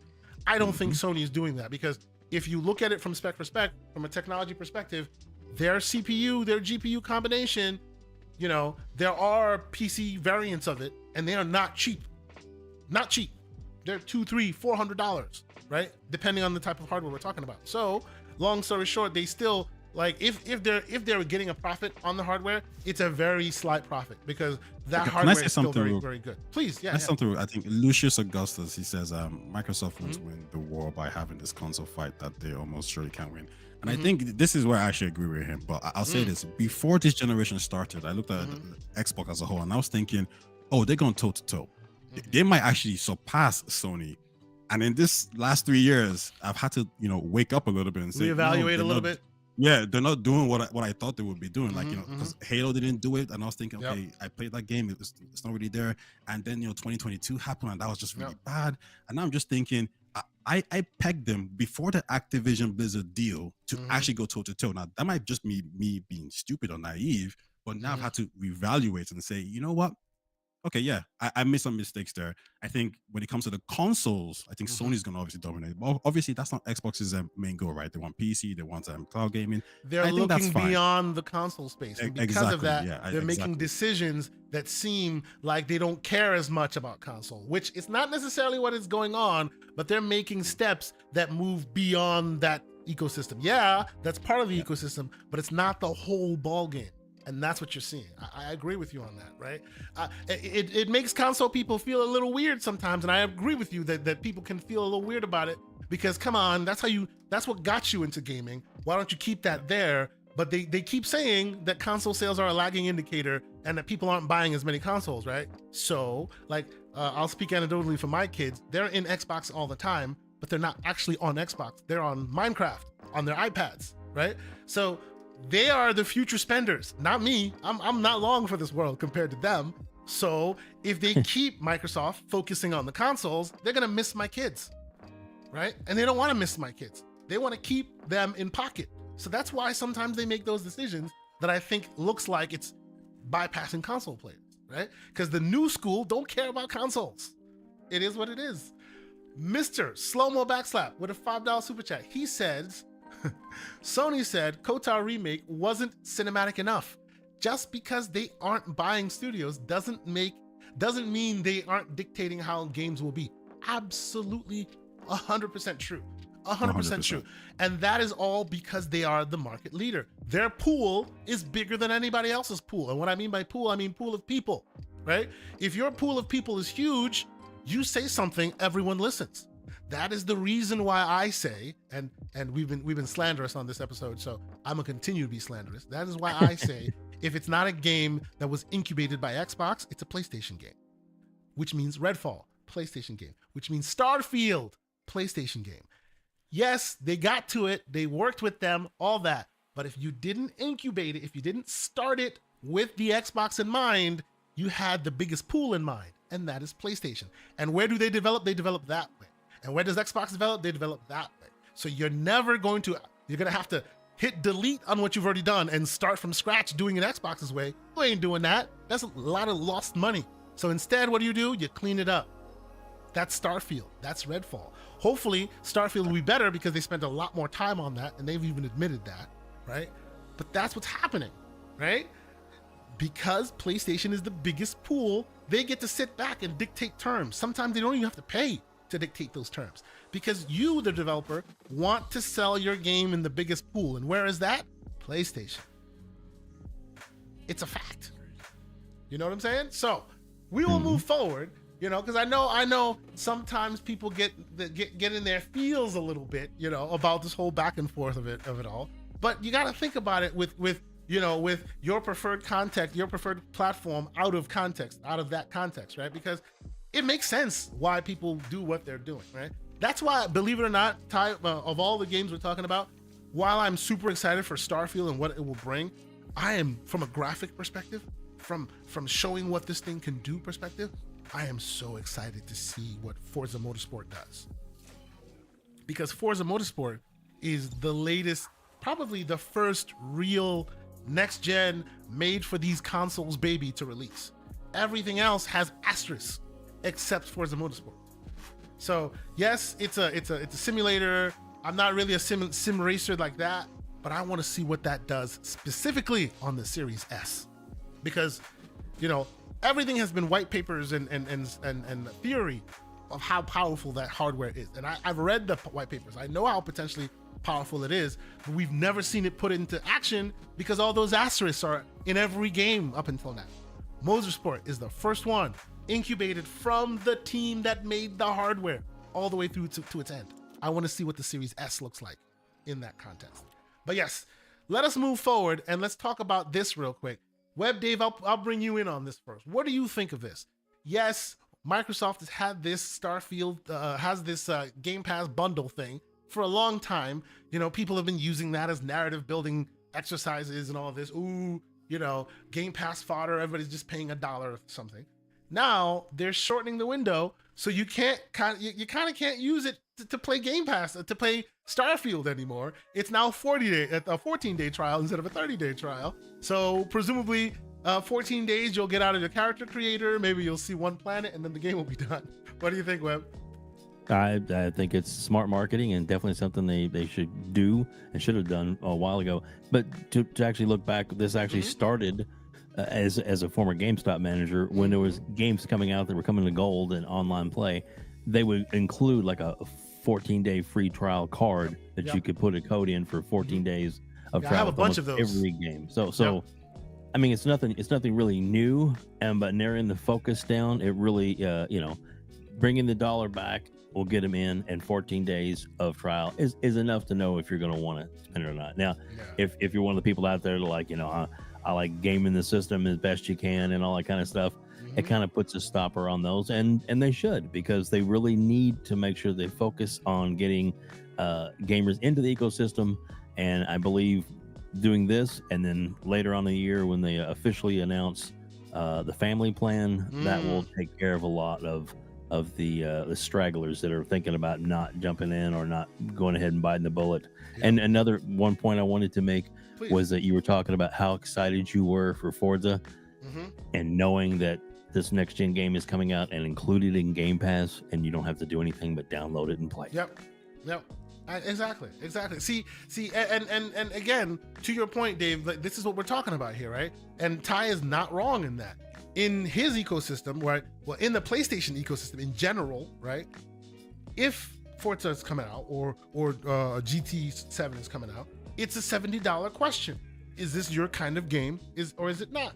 And let me tell you honestly, if I had to shell out dollars for Forza Motorsport 8 or the new Forza Motorsport, I wouldn't do it because, like I said, I'm a arcadey kind of racer. So Forza Horizon has always been my favorite. I love Forza Horizon. I actually paid for Forza Horizon, the last one that came out, and that also hit millions of players as well. So, but because on the Xbox side, they have changed the equation the way they have now, making everyone capable of playing. Like, think about it. If you look at a PlayStation show, you see all the games they're playing, you look at your wallet, you'll be playing 3, 4, maybe 5 of them. Maybe, right? That for that extended time, because you choose to buy those games and play them. On the Xbox side, if you look at their thing, any showcase they do, 80% of that game showcase is playable day one by you if you have Game Pass. Probably 90 most of the time. So it changes the mental equation of the buyer and the player depending on what ecosystem you're on, right? So if somebody's coming to you on the PlayStation side saying, hey, I'm very judicious in how I think about my game purchases, you can't hate on them for it. It's because they don't have that amuse-bouche of choice to pick and choose, because they got to make a $70 decision every time they buy a game. You know what I'm saying? So that's the stuff that needs to be added into the equation. But Taye, let me get you in on this conversation. You said you came in to the Xbox ecosystem using xCloud. You jumped in first and foremost, just kind of dipping your toes in the water. My question to you is, like, people have been using this as narrative building exercises and all that. Is this a bad thing that they're shortening the window? Obviously, they're doing it so that people don't use that to go too far on Starfield. But is this a bad look? I see this as just business. I don't know. What are your thoughts there? I think it's great, actually. Okay. I think it portrays confidence. And when Xbox put this Xbox Series X to 550 over here, it told me that they're confident in their product, right? We're not competing from a place of third place anymore. We think we can go toe-to-toe with Sony. So I'm actually excited when they go 550. And then we see the Xbox showcase was a 70-90 million viewers. the most I've ever had, highest Yep. rated. So when they do that and then they say, hey, we're gonna get rid of this Game Pass deal. All our games are gonna be $70. That shows me confidence. I'd rather have a situation where this deal is gone or it's shortened, and the Xbox Series X is costing an extra $50. Whatever, even the Game Pass price going up, everything shows confidence, because this is the reason why Netflix, Disney, and all these other subscription services are increasing the prices, because they're hoping that you'll stay because they have the content, right? Yep. So for Content me, is it's king. quite clear. Yeah. Exactly. So and this is why I go back to this idea of currency. It's not about marketing. It's just currency. How many good games do you have that's going to make me shut up? You could do something. You could do something, but Activision Blizzard can get as much L's as they want. When they drop Diablo, who cares? Yep. 660 million in the first 5 days. Who cares about all this drama stuff? Gamers only care about content. Yeah. And this is a sign of confidence. So I'm here for it. Yeah, I agree. Absolutely, I do. So, okay. Let's talk about Starfield marketing. Let's talk about that. Let's talk about Starfield and the potential marketing, because I heard a bit of shade thrown there. And this is our second to last topic before we get out of here for the day. I wanna end our conversation with the craziness that is Baldur's Gate. I want to talk about that a bit more. IGN stirred up a little something, but let's talk about Starfield's marketing, because I feel like a lot of people have been giving a lot of smoke to Microsoft, and us included. I'll include myself on that. You've heard me on this show talk about, hey, are they marketing correctly? Are they doing it right?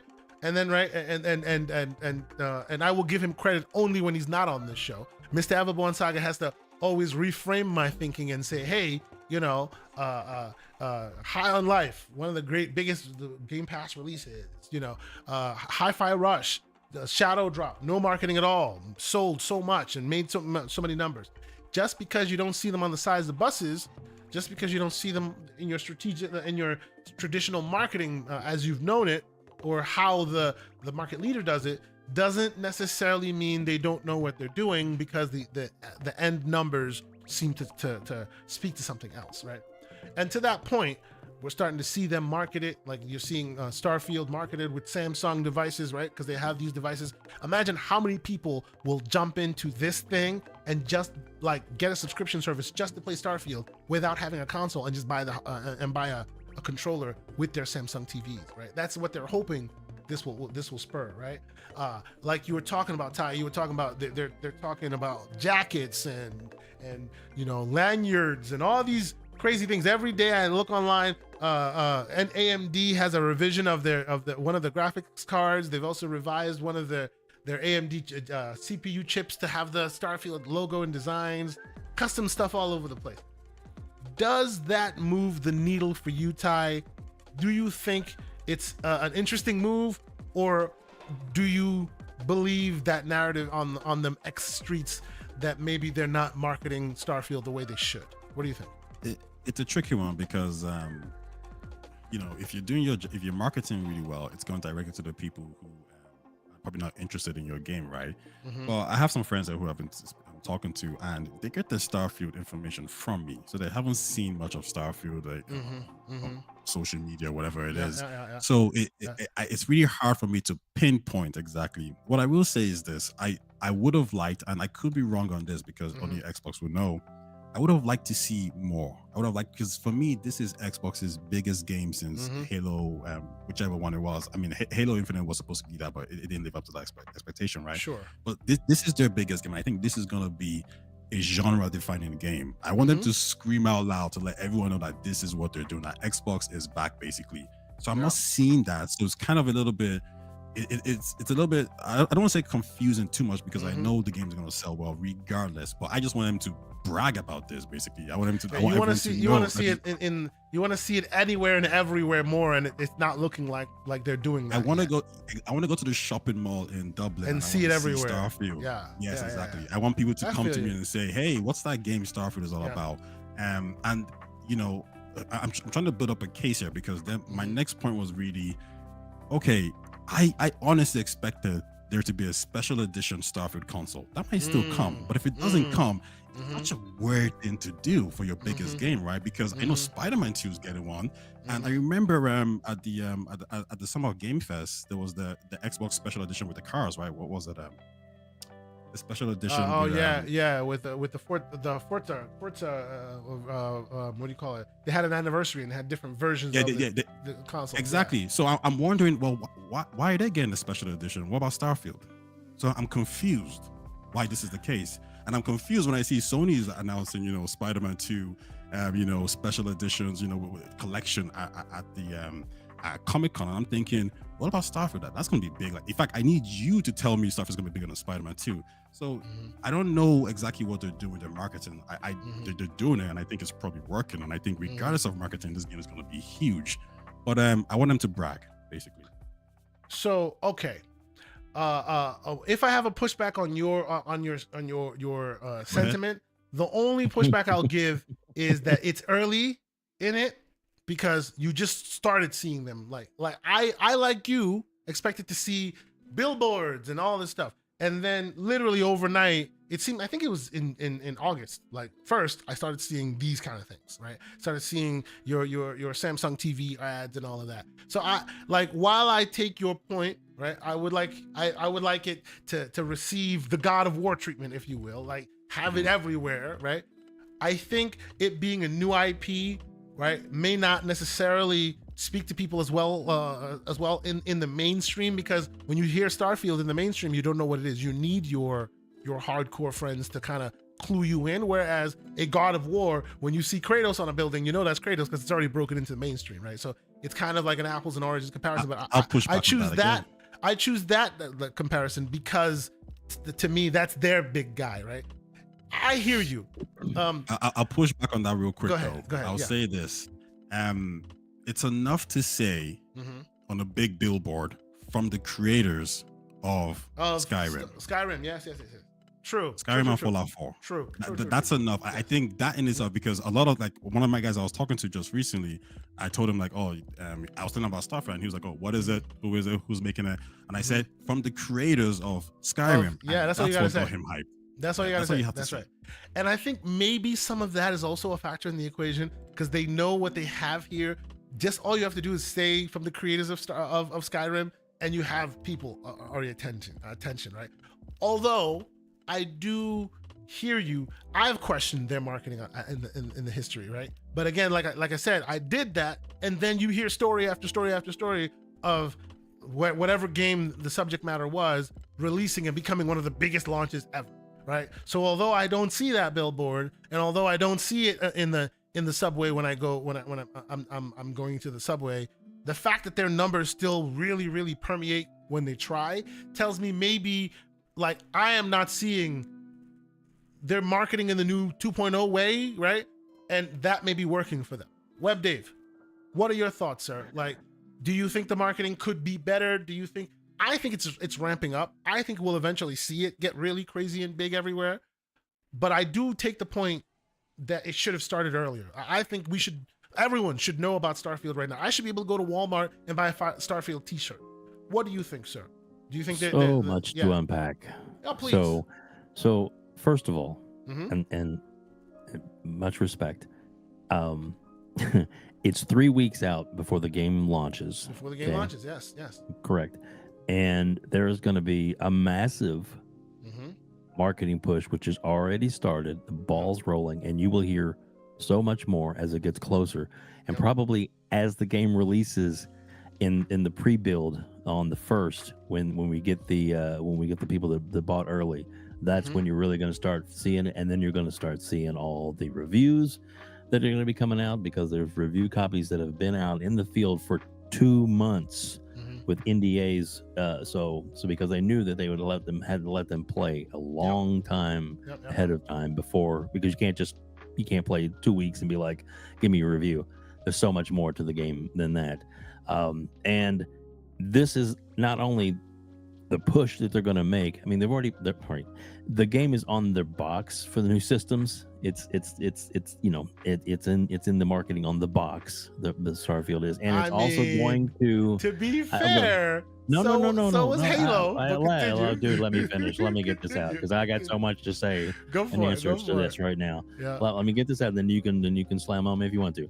But there's going to be a huge, I mean, absolutely onslaught of marketing coming between launch and the holidays that Yeah. you have no idea. Mhm. And yes, there's a lot of things in the works for different companies such as GameStop and Mhm. other places like that, and the Walmarts and the Best Buys and those Mhm. things that we haven't seen yet that Yep. are on a marketing hold that will Yep. be out soon enough. When the Yep. game releases, you will know that this game is everywhere, and Yep. there'll be tie-ins letting people know and refer back to the legacy of what Todd Howard has made. That is going to push games like crazy. The thing about and I'm just going to throw this in there about the why wasn't there a console made? Yeah, it would have been nice. Sure, it would Yeah. have been nice. It's not necessary because they made a controller and a headset and things like that. There's already clothing lines coming out. There's already t-shirts, stuff like that available. Yep. Whole bunch of stuff coming that's going to be available. And as far as like the Spider-Man, I mean, you're slapping two pieces of plastic and a controller. That's not really to me a big exciting. And even then, the artwork looks to horrible the Spider-Man compared to- point. To the Yeah. Spider-Man point. And remember, Spider-Man is a one and done, and True. Starfield is going to be We'll continue for some year time. after year after year. On the Go ahead. Starfield point, on the Spider-Man, the plates point, right? I won't like say whether you're right or you're wrong because that's a subjective thing, right? Like some people love It is. Spider-Man, other people may think it's nothing. I will say though, I wouldn't be surprised if you see Microsoft do something like what Sony has done with. Sure, you never know. I wouldn't be surprised. You know, they're selling you a new hardware, right? That has those plates on it. They're selling the console, they're selling controller, but they're also selling separate plates that you can then put on your existing hardware. I wouldn't be surprised if you see Starfield have something like that. Although I do agree, like, you know, you had a Halo console. I wish they had a Starfield console. I probably wouldn't have bought it, but it would have been cool to see, you know, them do that. I've seen some custom Series S Starfield consoles made. Beautiful, looks amazing. So, you know, I think like you. Well, Go ahead, for me, I'd rather focus on getting the product out. Getting the product out, yes, of course. Than getting a exclusive, more expensive model that they have to worry about as far as retailers having to keep up with SKUs. Let's get it out, get the game out. Although I agree with you on that, Web Dave, my pushback on that is that the one sometimes $2 trillion company should be capable of walking and chewing gum at the I was same literally time. about to say that. But go ahead, Ty. Go ahead. But they have to have controllers and headsets. Do you think there's a weird Uh-huh. focus here? This is not to actually say negative per se, but like there's a Starfield like AMD PC component, right? Yeah. So I feel like so the PC guys are getting something. Where's the console guys? What are they getting? Well, okay, Headset, so controller. yeah. To be fair, but let me tell you this. Headset, like, is that specifically for the console? Yes, it is. The headset is for the Series S, right? Series X. It is a Series X headset. Okay. It's specifically for it. But to your point about the console people, the PC people are getting something, but what are the console people getting? I'll tell you what the PC people are getting. The PC people are getting shafted. That's exactly what's happening. Why? I knew you were gonna say that. Why? Because the PC people have to contend with AMD marketing. They have a marketing deal with AMD, so now you have to deal with FSR. Even though you want DLSS, you can't get that because they have to wait until the deal ends. So if you want your game, if you're running an NVIDIA monster like mine, you got to deal with the lesser of the two because they have marketing deals in place, right? So if there's any kind of deal happening there, Sony, like Microsoft, because of AMD exclusivity and rights and stuff, they're shafting PC players. Let's be honest though. To me, that's on the scale of 1 to 10, that's a 2 out of 10 because those of us who really want DLSS, there are games that have similar marketing deals. One comes to mind, Jedi Survivor, but easily people can mod DLSS support into it. So it's not the biggest deal in the world. When it comes to the PC versus console thing, they tend to throw chum at PC because it's easier, but I don't think they're treating consoles like second-class citizens. It's just harder to adhere to console paradigm than it is PC paradigm because you can just throw it out in the waters and say, all right, those who can handle it, play it. If you can't handle it, get a different hardware. You can't say that on the PC, on the console side. You have to profile for it. You have to make sure it runs perfectly every time. Otherwise, there's smoke that's coming after you, and they have the right to bring that smoke to you, right? So that's that. You know what? Before we get to the last story of the day, let me detour just a little bit, because something interesting happened this week that I think for a short moment we should just kind of talk about before we get our last story, and then we'll get out of here. And that story is that Keith David is replacing the great work of Lance Reddick and becoming Zavala in Destiny. I know, maybe I don't know how great Destiny players we are here. I'm a huge Keith David fan. I'm sorry. Keith David can do no wrong. The Arbiter is king. I love it. And the fact that he's doing this makes my heart sing. I heard this and I was like, yes, finally, perfect choice. Web Dave, sir, does this even reach your zeitgeist? Is this on your radar? Are you a Destiny player? Does this matter to you? I don't play Destiny. He's an amazing actor, hands down. He's been in so many iconic roles, and yes, and voice acting work is second to none. So I mean, Captain Anderson from Mass Effect. Come on now. He's dude, he is. It is a really good get for them, and yeah. So it's awesome. Period. There's nothing bad to say about it because he's really a great actor. Do I play Destiny? Not anymore. Yeah. The stories got a little bit too derivative for me. They kind of kept you going, and I like a beginning, a middle, and they give you a beginning, a middle, and never an end. So eventually, I caught their game, and I was like, nah, homie, you got me. I'm not doing that anymore. But I do like the moment to moment, like, you know, shooty bang bang. They have, you know, that Halo formula is still deep in their DNA. So how about you, Taye? Are you a Destiny player? Did this news hit your zeitgeist? Are you interested in this? Do you know of Keith David? Yes, I do. The news hit me, and I'm not a Destiny player. I tried to get into the game, but the story was it wasn't clicking. I just didn't understand it, so I just dropped it. I mean, the gameplay was great, but if the story I don't get, I just don't bother. Real quick, aside, isn't that a plus with Bungie buying or PlayStation buying Bungie? They can put their story makers into Bungie's software and then finally give us good stories for Destiny, right? Because that's one thing you can say about that, right? Sony is the best at stories. I hope that happens. That's one thing I'm hoping, but I just don't know if I don't know how much independence Bungie has and how much Sony can actually like control them per se. But no, I do take your point. That is a really good thing to happen with them. And I just never really got into the Destiny story, so I just kind of dismissed him more or less. In terms of this news, I think it's great. I think he's a great voice actor. I think he's a great actor. And when I think about him, I think about David Anderson in Mass Effect. I think about that scene where he says, you did good. I'm proud of you. Like that's just like that scene will always be in my head, no matter what time it. So if he can even deliver those kind of scenes in Destiny, I'm here for it, 100%. Yeah, oh my gosh! I mean, so many iconic roles too, man. Like They Live, the original John Carpenter's The Thing, Armageddon. I mean, he made those movies. See, Web Dave, there you go, talking about good movies. No. Because when you're watching a good movie, then every actor is just kind of playing the part in a good movie. I purposely love these actors in bad movies because it keeps you watching. Keith David is boss in bad movies. Riddick. Has anybody seen Riddick? Like not the first what do you call it? Pitch Black. But of course, right. Then Vin Diesel took it further and went to Riddick, which it was a shit show. Let's be real with it. But Keith David was one of the best parts of it. It was hilarious. I love when he is on and he's in games and he's in movies.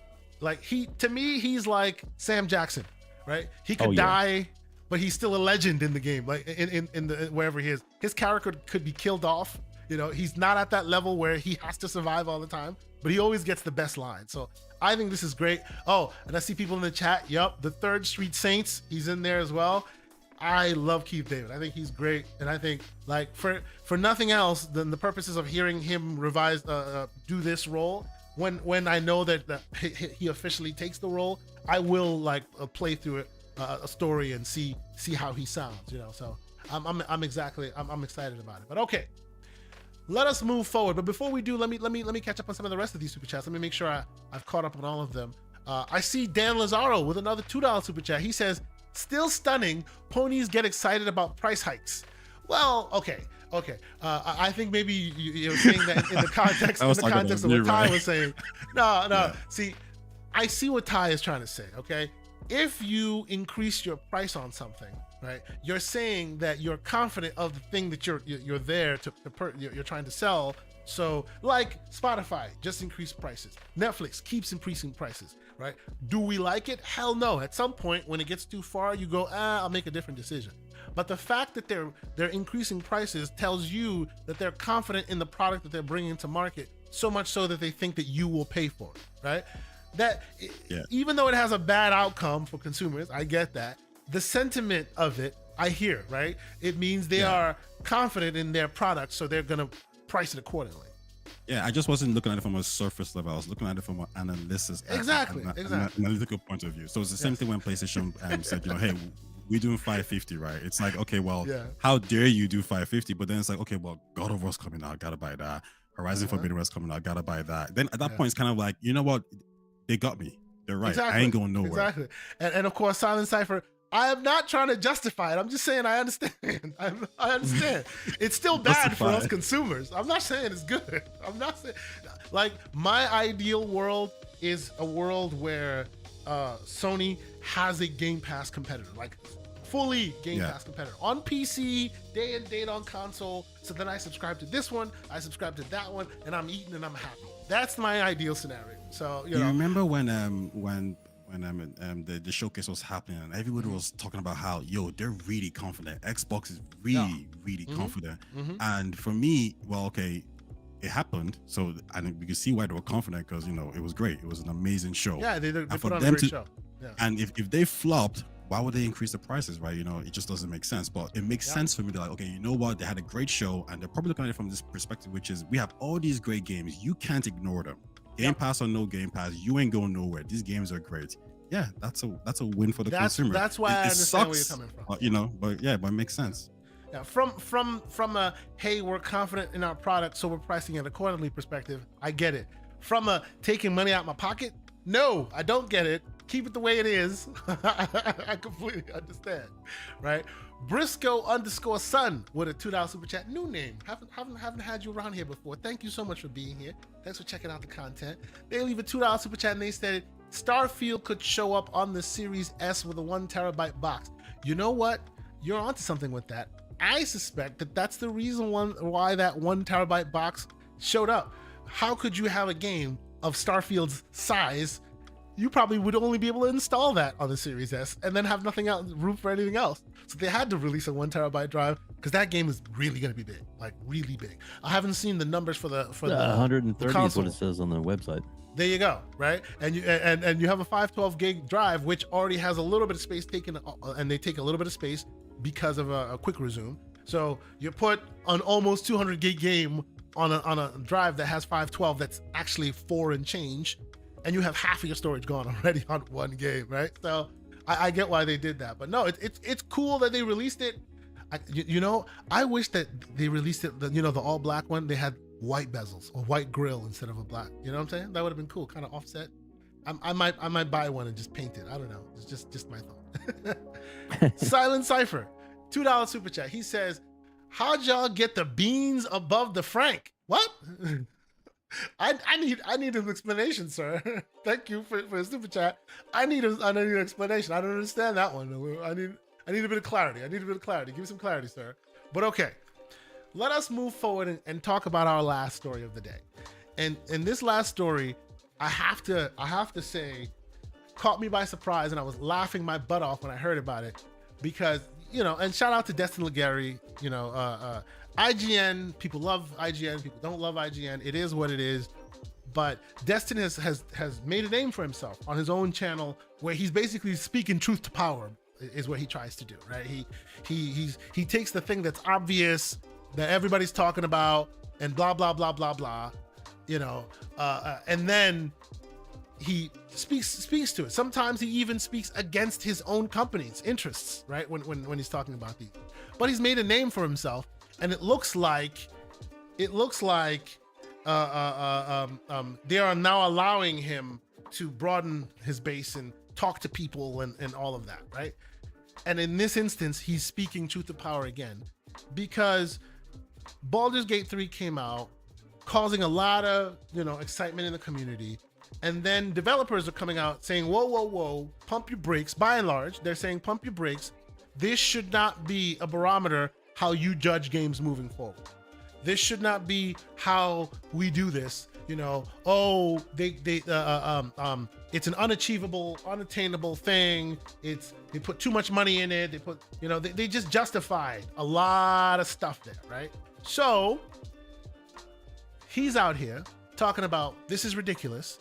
Instead of speaking this way, we should be lauding their achievements and talking about how other games should be doing as good as this does and putting so much in, so much content, one price, no weird DLC plans, no weird microtransactions. But instead, it seems like the publishers or developers, depending on who you're listening to, it looks like they're trying to counteract that narrative. And of course, Red Dead Redemption coming out, a remake coming out, a port coming out at the price it's coming, all added to that conversation. So I'll start with you, Taye, on this one. Have you heard about this? I know the conversation about Baldur's Gate 3 and the PlayStation, Xbox, blah, blah, blah. That's a whole different thing. But just in general, it seems that the achievement that Larian has made here is scaring other developers in thinking that it'll train the consumer to expect this level of scope, to the point where they're pushing back and saying, whoa, pump your brakes. This thing is a unicorn, as it's known, right? Do you agree with that sentiment? What are your thoughts? So I watched the video, and initially I didn't agree with what he was saying. Okay. But at some point I started to get it right. Obviously, as the more I watched him, I understand. Yeah. I think where I slightly differ from him is just from the point of, I think the power has always been with the consumer. Consumer decide what games are good, and they decide what games get the high Metacritic scores, and they decide what games sell 20 million sales. For example, like good games, Zelda, Breath of the Wild, Tears of the Kingdom, Diablo is a good game. I mean, even though Star Wars Survivor, came out kind of buggy, glitchy. Yeah. The thing is, everyone has a different tolerance level. So I'll never tell you not to buy a game because there's some bugs in it, right? That's like telling me not to buy Starfield because it might have some bugs. Like, I don't care about your opinion. Like, this is my wallet. I do what I want to do, right? That's right. So I'm looking at all these. So I just kind of disagreed with that sentiment, because at the end of the day, we are the ones who decide, what games, do well and what games don't do well. Yeah. And throughout, what game came out in 2023 that did well but was a bad game? And there's none that comes to mind. So I get what he's saying, but developers can't tell us, what games are good. Like, we decide all these decisions, right? So Sure. if Dragon Age, not Inquisition, but the next Dragon Age 4 comes out and it's not a good game, it's not going to sell well. And we have examples of that. Mass Effect Andromeda came out, didn't sell well. What's the other one? Anthem came out, didn't sell well. Yeah. So, we do give pushback to developers and publishers when they do these things. Cyberpunk 2077 is probably the game that probably a lot of people comes cautionary to mind. tale. And, That's it. No. And I think there was a learning step there, but like CD Projekt Red, they did get punished for it, right? The shares fell, they got sued or whatever it is. So it's not like CD Projekt Red can tell us what to expect from games. No, we make those decisions. So I overall get what he's saying. I just think the power's in the gamer's hands. Sure. Okay. I get that. I get what you're saying. See, I guess where I thought it was super interesting that he was coming with it from this perspective was the idea that some developers themselves, and I see people asking which dev said that in the chat, right? I will put this in the show notes. I'll leave you to watch it yourself. There's a bunch of conversations that were had back and forth on Twitter. A bunch of developers from various houses weighing in and having the back and forth conversation, and they weren't all one-sided, right? Some agreed with Destin, while by and large it seemed like a lot of AAA based developers were on that pump your brakes, temper your expectations, right? It's like, hey, this is great, this is amazing, they've achieved a lot, but don't expect that this is the narrative moving forward, because as we're talking about, right, context matters. Who is Larian and how are they in this space? They are a 400 plus studio, right? Relatively large studio, independent, able to release games that are very, very, very dense. I mean, very dense. And every time they do, they get very well rewarded, right? People are like, this is a phenomenon. No, it's not. Divinity Original Sin, their last game, was a 92 on Metacritic, actually 93, right? And the one before was also in the 90s. This is what they do. It's just, it's CRPG fare, and most people don't really like consider CRPGs mainstream anymore, right? And then of course, because of all the context of PlayStation and all of that, now it's and don't get me wrong, not just the context of PlayStation and the fact that it's by Metacritic's own admission a great game, right? Now it's in front of a lot more people, and that's what's causing a lot of this. And what I think is so strange is, instead of, wow, this is a great achievement, wow, you know, look at the studio doing such great work, they're an indie studio by and large, but it's hard to qualify how well this came out. Instead, they're telling people to pump their brakes, and I'm just like, to Destin's point, like, it did rub me a little weird, like a little on that point. Dave, if you're back, let's get you in on this conversation. What are your thoughts, sir? Like, you know, you've heard what we've said so far. Baldur's Gate doing great, an achievement of epic proportions by all accounts, but it seems that some developers / publishers are saying it's setting a bad precedent for the gaming industry moving forward. What are your thoughts? Well, if it is setting a bad precedent, it's because the people that are in the industry that are maybe jealous of what they've achieved with what they've had to go on. It's going to make them work harder. That's probably about the big size of it, I would think. I thought his article was dead on. I really, Destin is definitely taking things to the next level, and it was probably one of his best takes and his best videos that he's made for IGN that he's ever put up, I think. I was surprised they let him put it up, because I would think if there's anybody who's counteracting that narrative of the status quo, it would be someplace like an IGN who basically lives off of that status quo, right? But the fact that he's pushing back and they're letting him, I thought that was super interesting. I would expect them to quell such a narrative rather than actually, you know, promote it or allow it to be promoted on their air. I thought that was super interesting, but let's double back again on that, right?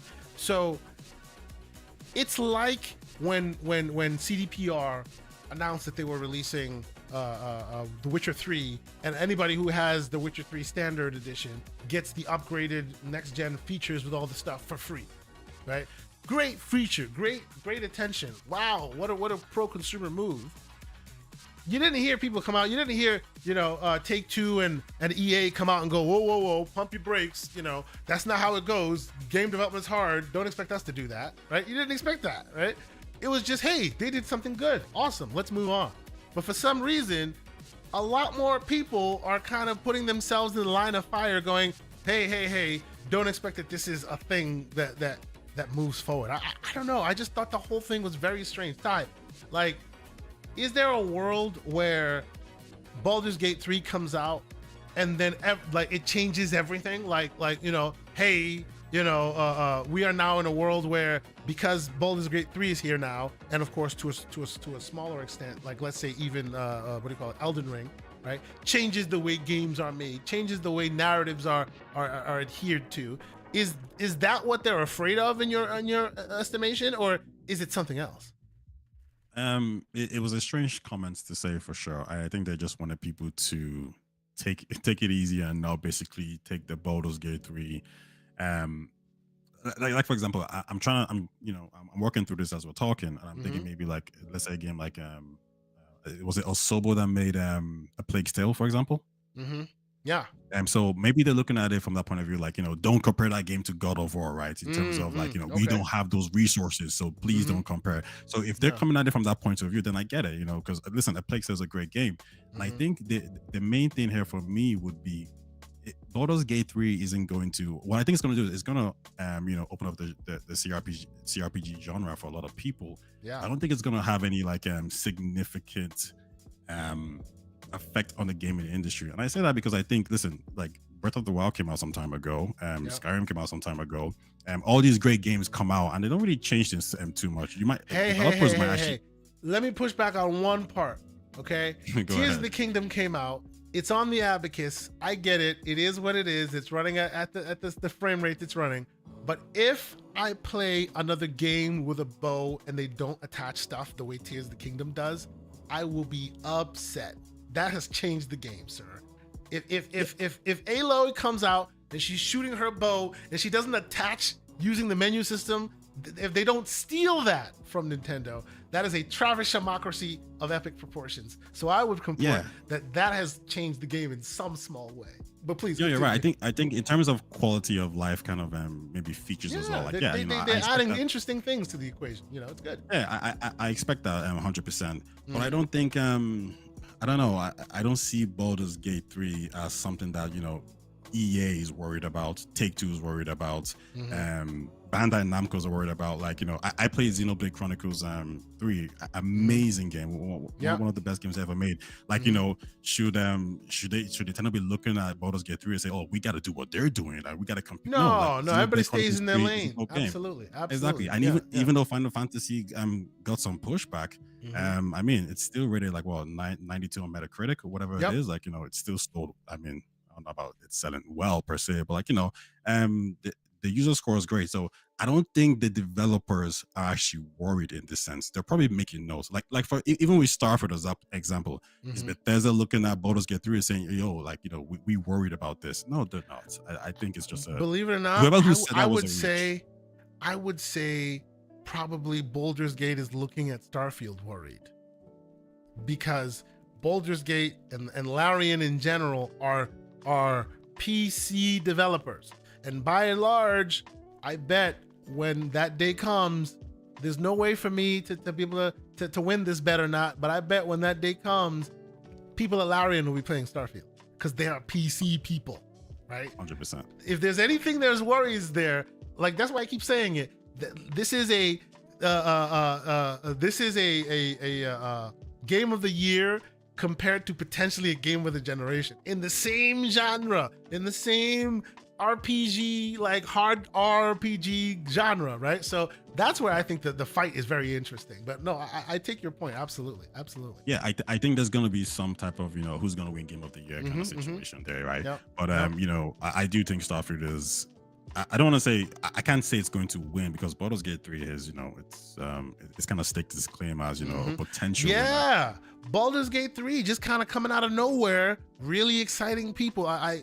Although I'm very much on that, I'm not playing any narrative game until Starfield comes out. I did install Baldur's Gate 3 on the PC.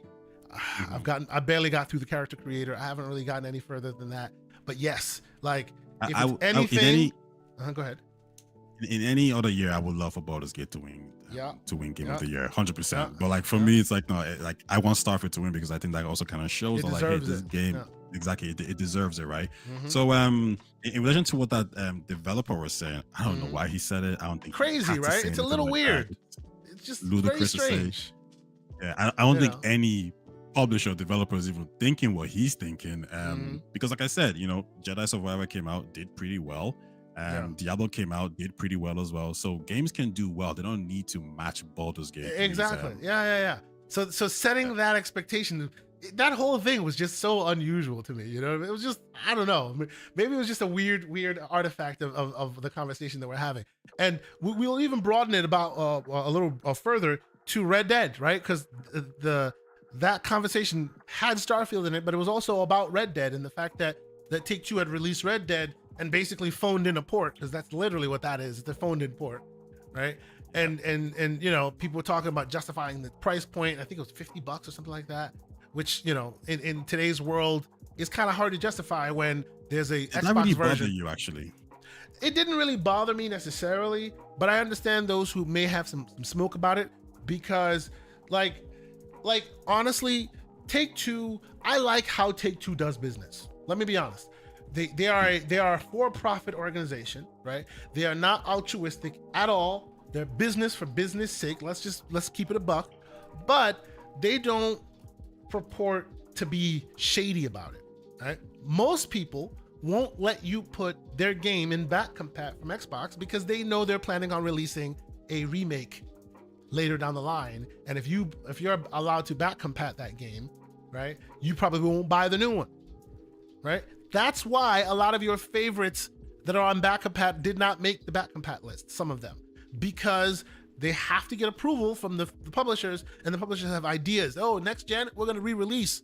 So they won't let you do that. That's why, what do you call it? I think Everborn spoke to it last week. That's why some of the Dead Space games aren't in Game Pass, because they were planning on re-releasing Dead Space, right? That's what happened. They released them strategic to get you excited for it, but they use it as a marketing tool for their next game. They don't just let you do it. But Take-Two in this instance let them do it. Not only did they let them release it on back compat, they allowed them to increase resolution. They allowed them to do the all the cool things that Microsoft does to their back compat, right? I think that's great. Think that you think that was a mistake on their part, in the sense that they didn't realize at that time that they were going to do a Red Dead Redemption? No, I don't think so. remaster? I don't think so. I think they knew exactly what, like, Strauss and them have always been with very good relationship with Microsoft. Like, you can tell, even in the court documents, you can tell they do back and forth. Like, they are a very partner-like relationship when it comes to Microsoft and Take-Two, right? To the point where you heard Take-Two bought Zynga. Who almost had Zynga first? Microsoft did. What did they do? They were like, nah, homie, this is not rich enough for our blood. They passed it on to Take-Two, and then they went for ABK, right? They were in the middle of Zynga, and then they passed it on to their buddy because they had bigger fish to fry. You know what I'm saying? So I believe that they have a relationship there, that they work together on a lot of things. There's no way that they didn't think ahead of time that they were going to release a Red Dead port. And even in this instance, what did they do? They're releasing it on all the other consoles that don't have it, and the Xbox just kind of gets to keep what they have because you already got it there, right? They're not doing any of these kind of money hat moves. They're not taking it off the store. They're not pulling it back from back compat because they're releasing this, which is cool, and other companies would have, right? I feel like I know there was some pushback on the price point of it, and I feel like whenever it comes to game prices, I also have a controversial take on them, but it's the same thing with the PlayStation remaster games, right? I just really didn't care how much Sony was charging for those games, because for me, I always said this: the people, we decide what's the right price. So if Sony's charging $70 for it, well, just wait for it to go on sale. Just don't buy it, and then they'll stop. Like, that's just what it is. But I see Red Dead Redemption coming out, and people are upset with the price, and I get why you might be, from an emotional point of view, upset with the price. Then my response is really just wait 3 months, get it on CD keys, get it on Enable, get it on, get it on Amazon, get it anywhere. Like, it's gonna be cheap. Like, we don't have to buy these games day one. I think Strauss as well, he said it himself that with the $70 price point, that some people are only just trusting games that they know. So it is having some kind of negative effect, and I think that's good. Let that plan work. Don't buy these games that you think are not worth it. Exactly. I mean, you can complain about it, I suppose, but just just don't do it with your wallet. Vote with your wallet, as they say. Absolutely, and I agree with you on that point. Most importantly, though, don't tell somebody to not buy a game that they want to play. True. When The Last of Us remake came out, I didn't tell anybody not to buy that game. It wasn't worth it to me, but if it's worth it to you, then go ahead and buy it. Yeah, because some people have never experienced it, right?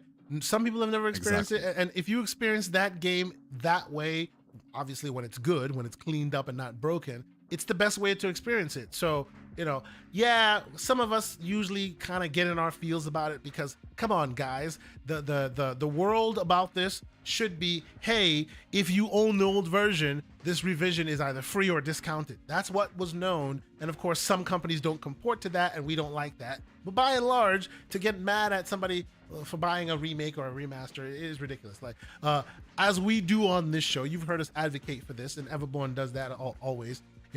If you wait, you always get the best version. It ends up being the most complete Game of the Year version that has all the DLC slipped in, and more often than not, it's on discount. So, exactly, you pay the price for being day and date. It is what it is, right?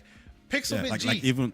Go ahead, please. Sorry, I finish. was gonna say, like, even with Starfield, for example, I know I made a video on it, and somebody told me, like, why are you doing this? Why are you hyping this game up? Why are you buying this game? Wait until day one. Don't pre-order this game. And I'm thinking, don't tell me how to spend my cash. If I'm a grown-ass dude, right? If I want to spend $100 on Starfield, I'm going to spend $100 on Starfield.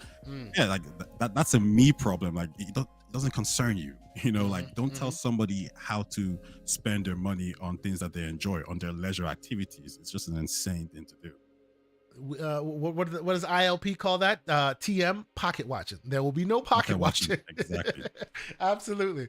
So Pixelbit G, $5 super chat. He says Shadow of Mordor changed the game so enemies for the enemies and dynamic narratives, and no one has dared duplicate it. Some devs are simply special. Pixel, while you're correct on that, and while I agree with your sentiment, I will push back on one small part of that. Come to find out, the Nemesis system of which you speak is copyrighted. Others can't do it. They have copyrighted the method of, hey, you hurt someone, you inflict pain on them, you don't kill them, and then they remember you, and then eventually in the world they become a bigger boss, and then they come after you. That revenge system that Shadow of Mordor like did so well, like we were like, yo, this is amazing, everybody should do it. Yeah, they copyrighted that. Like I found out about that not too long ago. So I'm like, oh, that is the reason why you don't see it anywhere else, because it's copyrighted and they're the only ones that are allowed to use that method because it was that useful, right? So unfortunately, that's the reason why until the folks that do that, make that game come out, you probably won't see that Nemesis system used anywhere else, you know, because they have access to it. They have uniquely access to be able to do that, which it is what it is. But yes, that's not to say that it's impossible for somebody else to come up with a different method of still getting the same thing done. It just hasn't been done since they've pioneered that technology. But no, okay, so Web Dave, I guess I'll let you get the last word on this. Uh-oh. We are here. Starfield's upon us. We've talked long and short about all of what's going on here with Starfield and everything going on with the marketing and all of that. My question to you, sir, where are you playing it? Well, probably multiple places, since it's you don't have to, if you get it on one, which I did, bought it on the Xbox, and I can actually play on my PC. Plus, I'll also be playing it because actually the week after it comes out, I'll be on vacation and I'll be taking my Rogue Ally with me and playing it there as well. So I'll be playing to lots of places, but I'll probably end up playing it on the console, but I will play it multiple places because it's that good a game. Because it has that option to do so, yes. And to the point about the ROG Ally, that is a plus of them having that exclusivity deal with AMD, because the ROG Ally runs AMD tech, so it'll make cheaper handheld devices. Which, let's be clear, with the exception of the Abacus Nintendo Switch, which runs the NVIDIA variant. Every handheld device, any Windows capable handheld device, runs the AMD variant. Even Steam Deck, which is not the Windows variant version, it's Linux, still runs an AMD variant. So the fact that they have a deal with AMD for FSR means they're going to work with them to make it run better on those smaller, lower performing devices, which is a plus for your ROG Ally. So I hope that's how it ends up working out. How about you, Taye? It's everywhere. We know the game is super heavy. It won't necessarily be the top performer on console. It's available everywhere. Where are you playing it, sir? Are you okay with locking it to 30 frames and having a good time? Are you getting into PC before? But by the way, I'm asking this question because a lot of our community members, content creators and otherwise, who have been in this game for a while, who've been console heathens, and I say that facetiously, for a long time, are now dusting off graphics cards. They're figuring out what this thing is. They're getting in because they want to play Starfield at 60 frames. Where are you playing it, sir? I haven't been this excited for a game since probably The Witcher 3. That's a long time. So I started looking into possibly buying a PC. I started looking into GeForce Now as a potential. There you go. I'm going to play on my Xbox Series X. 100%, but like I am really considering spending 1.5 2K whatever it is to get that to get that nice machine, huh? Exactly, to get them those frames. I don't think it's going to be too much of an issue, but I do want to enjoy this game in the best possible way, so I am considering that.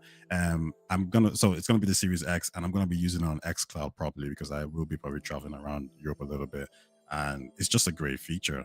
Like, that's what I loved about the whole xCloud situation. That like I was able to play these games, Celeste and all these games in the airport, in my friend's house, in Netherlands, Italy. Like it's just an amazing feature that Xbox has provided.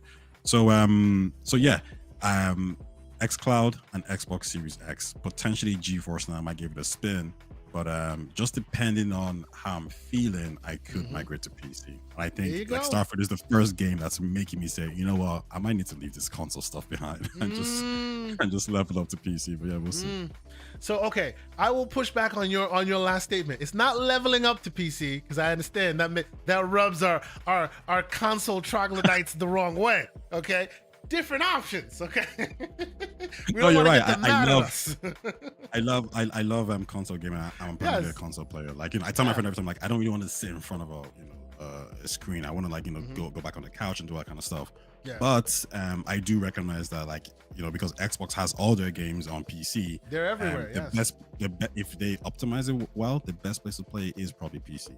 Oh yeah. For me, it's definitely going to be PC, because believe it or not, this game will, for me anyway, it will live and die by its mods. Like, I'm looking forward to all the crazy things people do.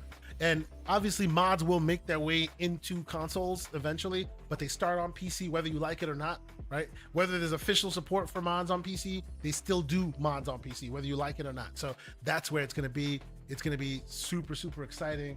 I'm going to be playing it everywhere, 30, 60, wherever, however I can play it. But yes, let us call it there. Web Dave, sir, it has been amazing having you on this show.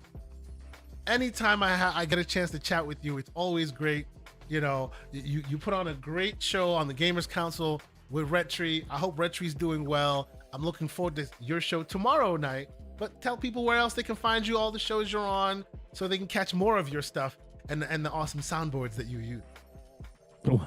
Well, thanks for having me on. I know it's kind of last minute. I didn't see your messages until I was like, because I was out running errands and stuff, and I was like, oh man, cool. But thank you for having me on. It's a true honor to be on here, and and again, Taye, you are absolutely amazing. So hopefully I didn't upset you or make you mad in any way.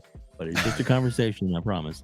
So his content is awesome. So everybody needs to follow him. It is amazing. Yes. I actually am tonight. I'm guesting on PTK Blam's show.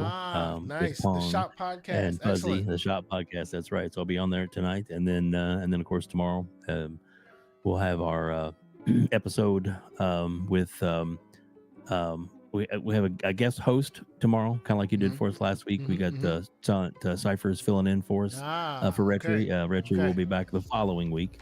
So yeah. So but I do have one. I mean, I do have a Dusty is going to be a video on him. The interview I did with him is going to be dropping on Monday. Yeah. But the next Monday, Paris Lily. Oh, the interview is going to drop with excellent. So, Friend of the show, Paris Lily. Awesome. Great. Thank you so much for being here, Web Dave. Thank you.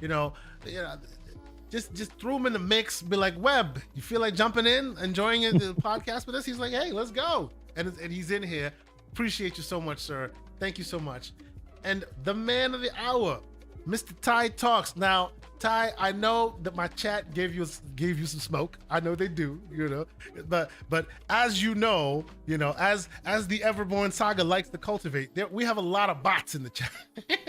We have a lot of Xbox people in the chat, right? I consider myself an Xbox main, the best controller in the business. It is what it is. But I really, really contend, and Everborn said this on the last time he was on the show, that we don't always have to have everybody on the show who's all just in the Xbox ecosystem all the time, just about the Xbox ecosystem and in America, because all of that skews perception a certain way.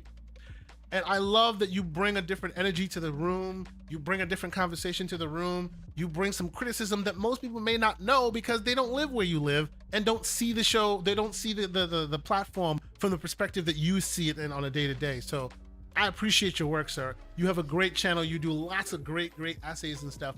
Tell folks where they can find you. All that stuff will be in the show notes down there below that like button that you should have hit by now. Taye, tell the folks where they can find you. Yeah, first of all, thanks for having me. I enjoyed the conversation. Listen, even if the chat is, taking shots or whatever, I think it's perfectly fine. I think I love these kind of conversations. I love the Excellent. engagement, and I think the best way is actually to go back and forth. You tell me Yeah. where I'm wrong, and I'll tell Yep. you where you're wrong, and then Yep. maybe we'll find And we maybe grow we'll and find a learn middle ground. together. It's a thing. Yes, absolutely. Exactly. And listen, maybe I have some, like, for example, I didn't know Orion was used with Stadia. Now I tried to find that confirmation. I found there was some links, but I didn't actually find that they used it. I'll send you. I'll send you some. I'll send you some Yeah, stuff. dude. I'll send you some And stuff. I think, and that's what I mean. You learn a lot from these things. So listen, I had a great time. So thanks for having me. I have 2 channels. One of them is called just Games Talk, where I talk about Xbox, primarily Xbox. I just talk about the industry, and I do podcasts now and then on that too as well.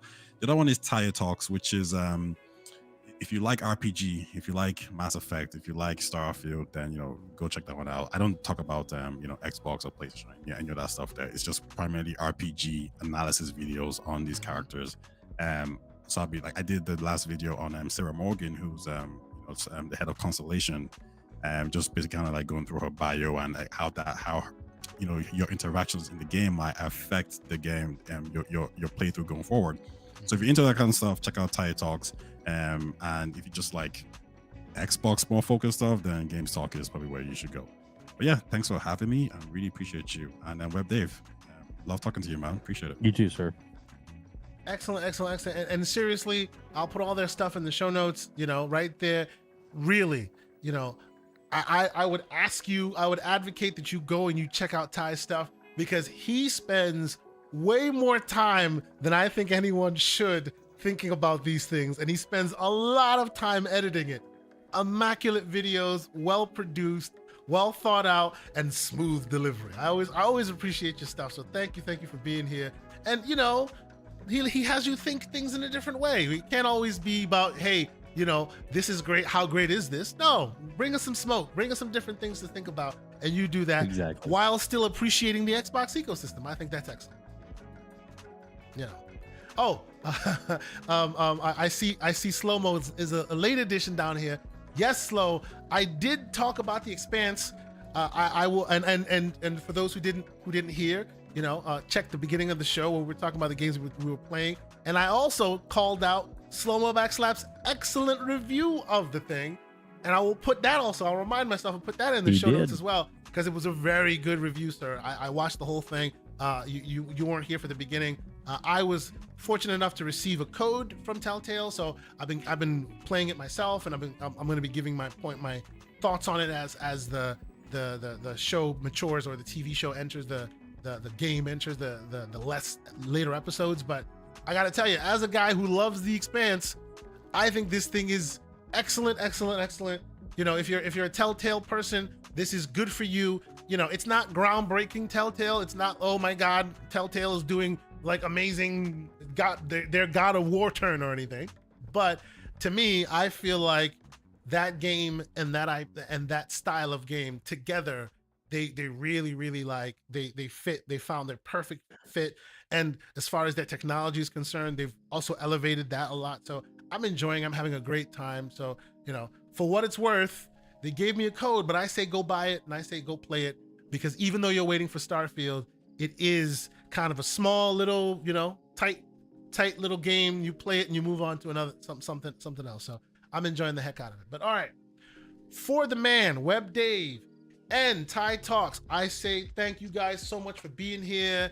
Thank you for being here, Programmatic Eagle, freaking all the craziness that is Pixelbit G and Z Black Rider and all y'all out there keeping the conversations lively. Mr. Everborn Saga was not here this week, but we have over 100 people in the chat, 100 people watching, keeping the conversation lively. I appreciate y'all so much. Super chats were flowing. Great conversation. There's still a lot of games to be talked about, and the YouTube streets are still lively with all those things. So please go check them out.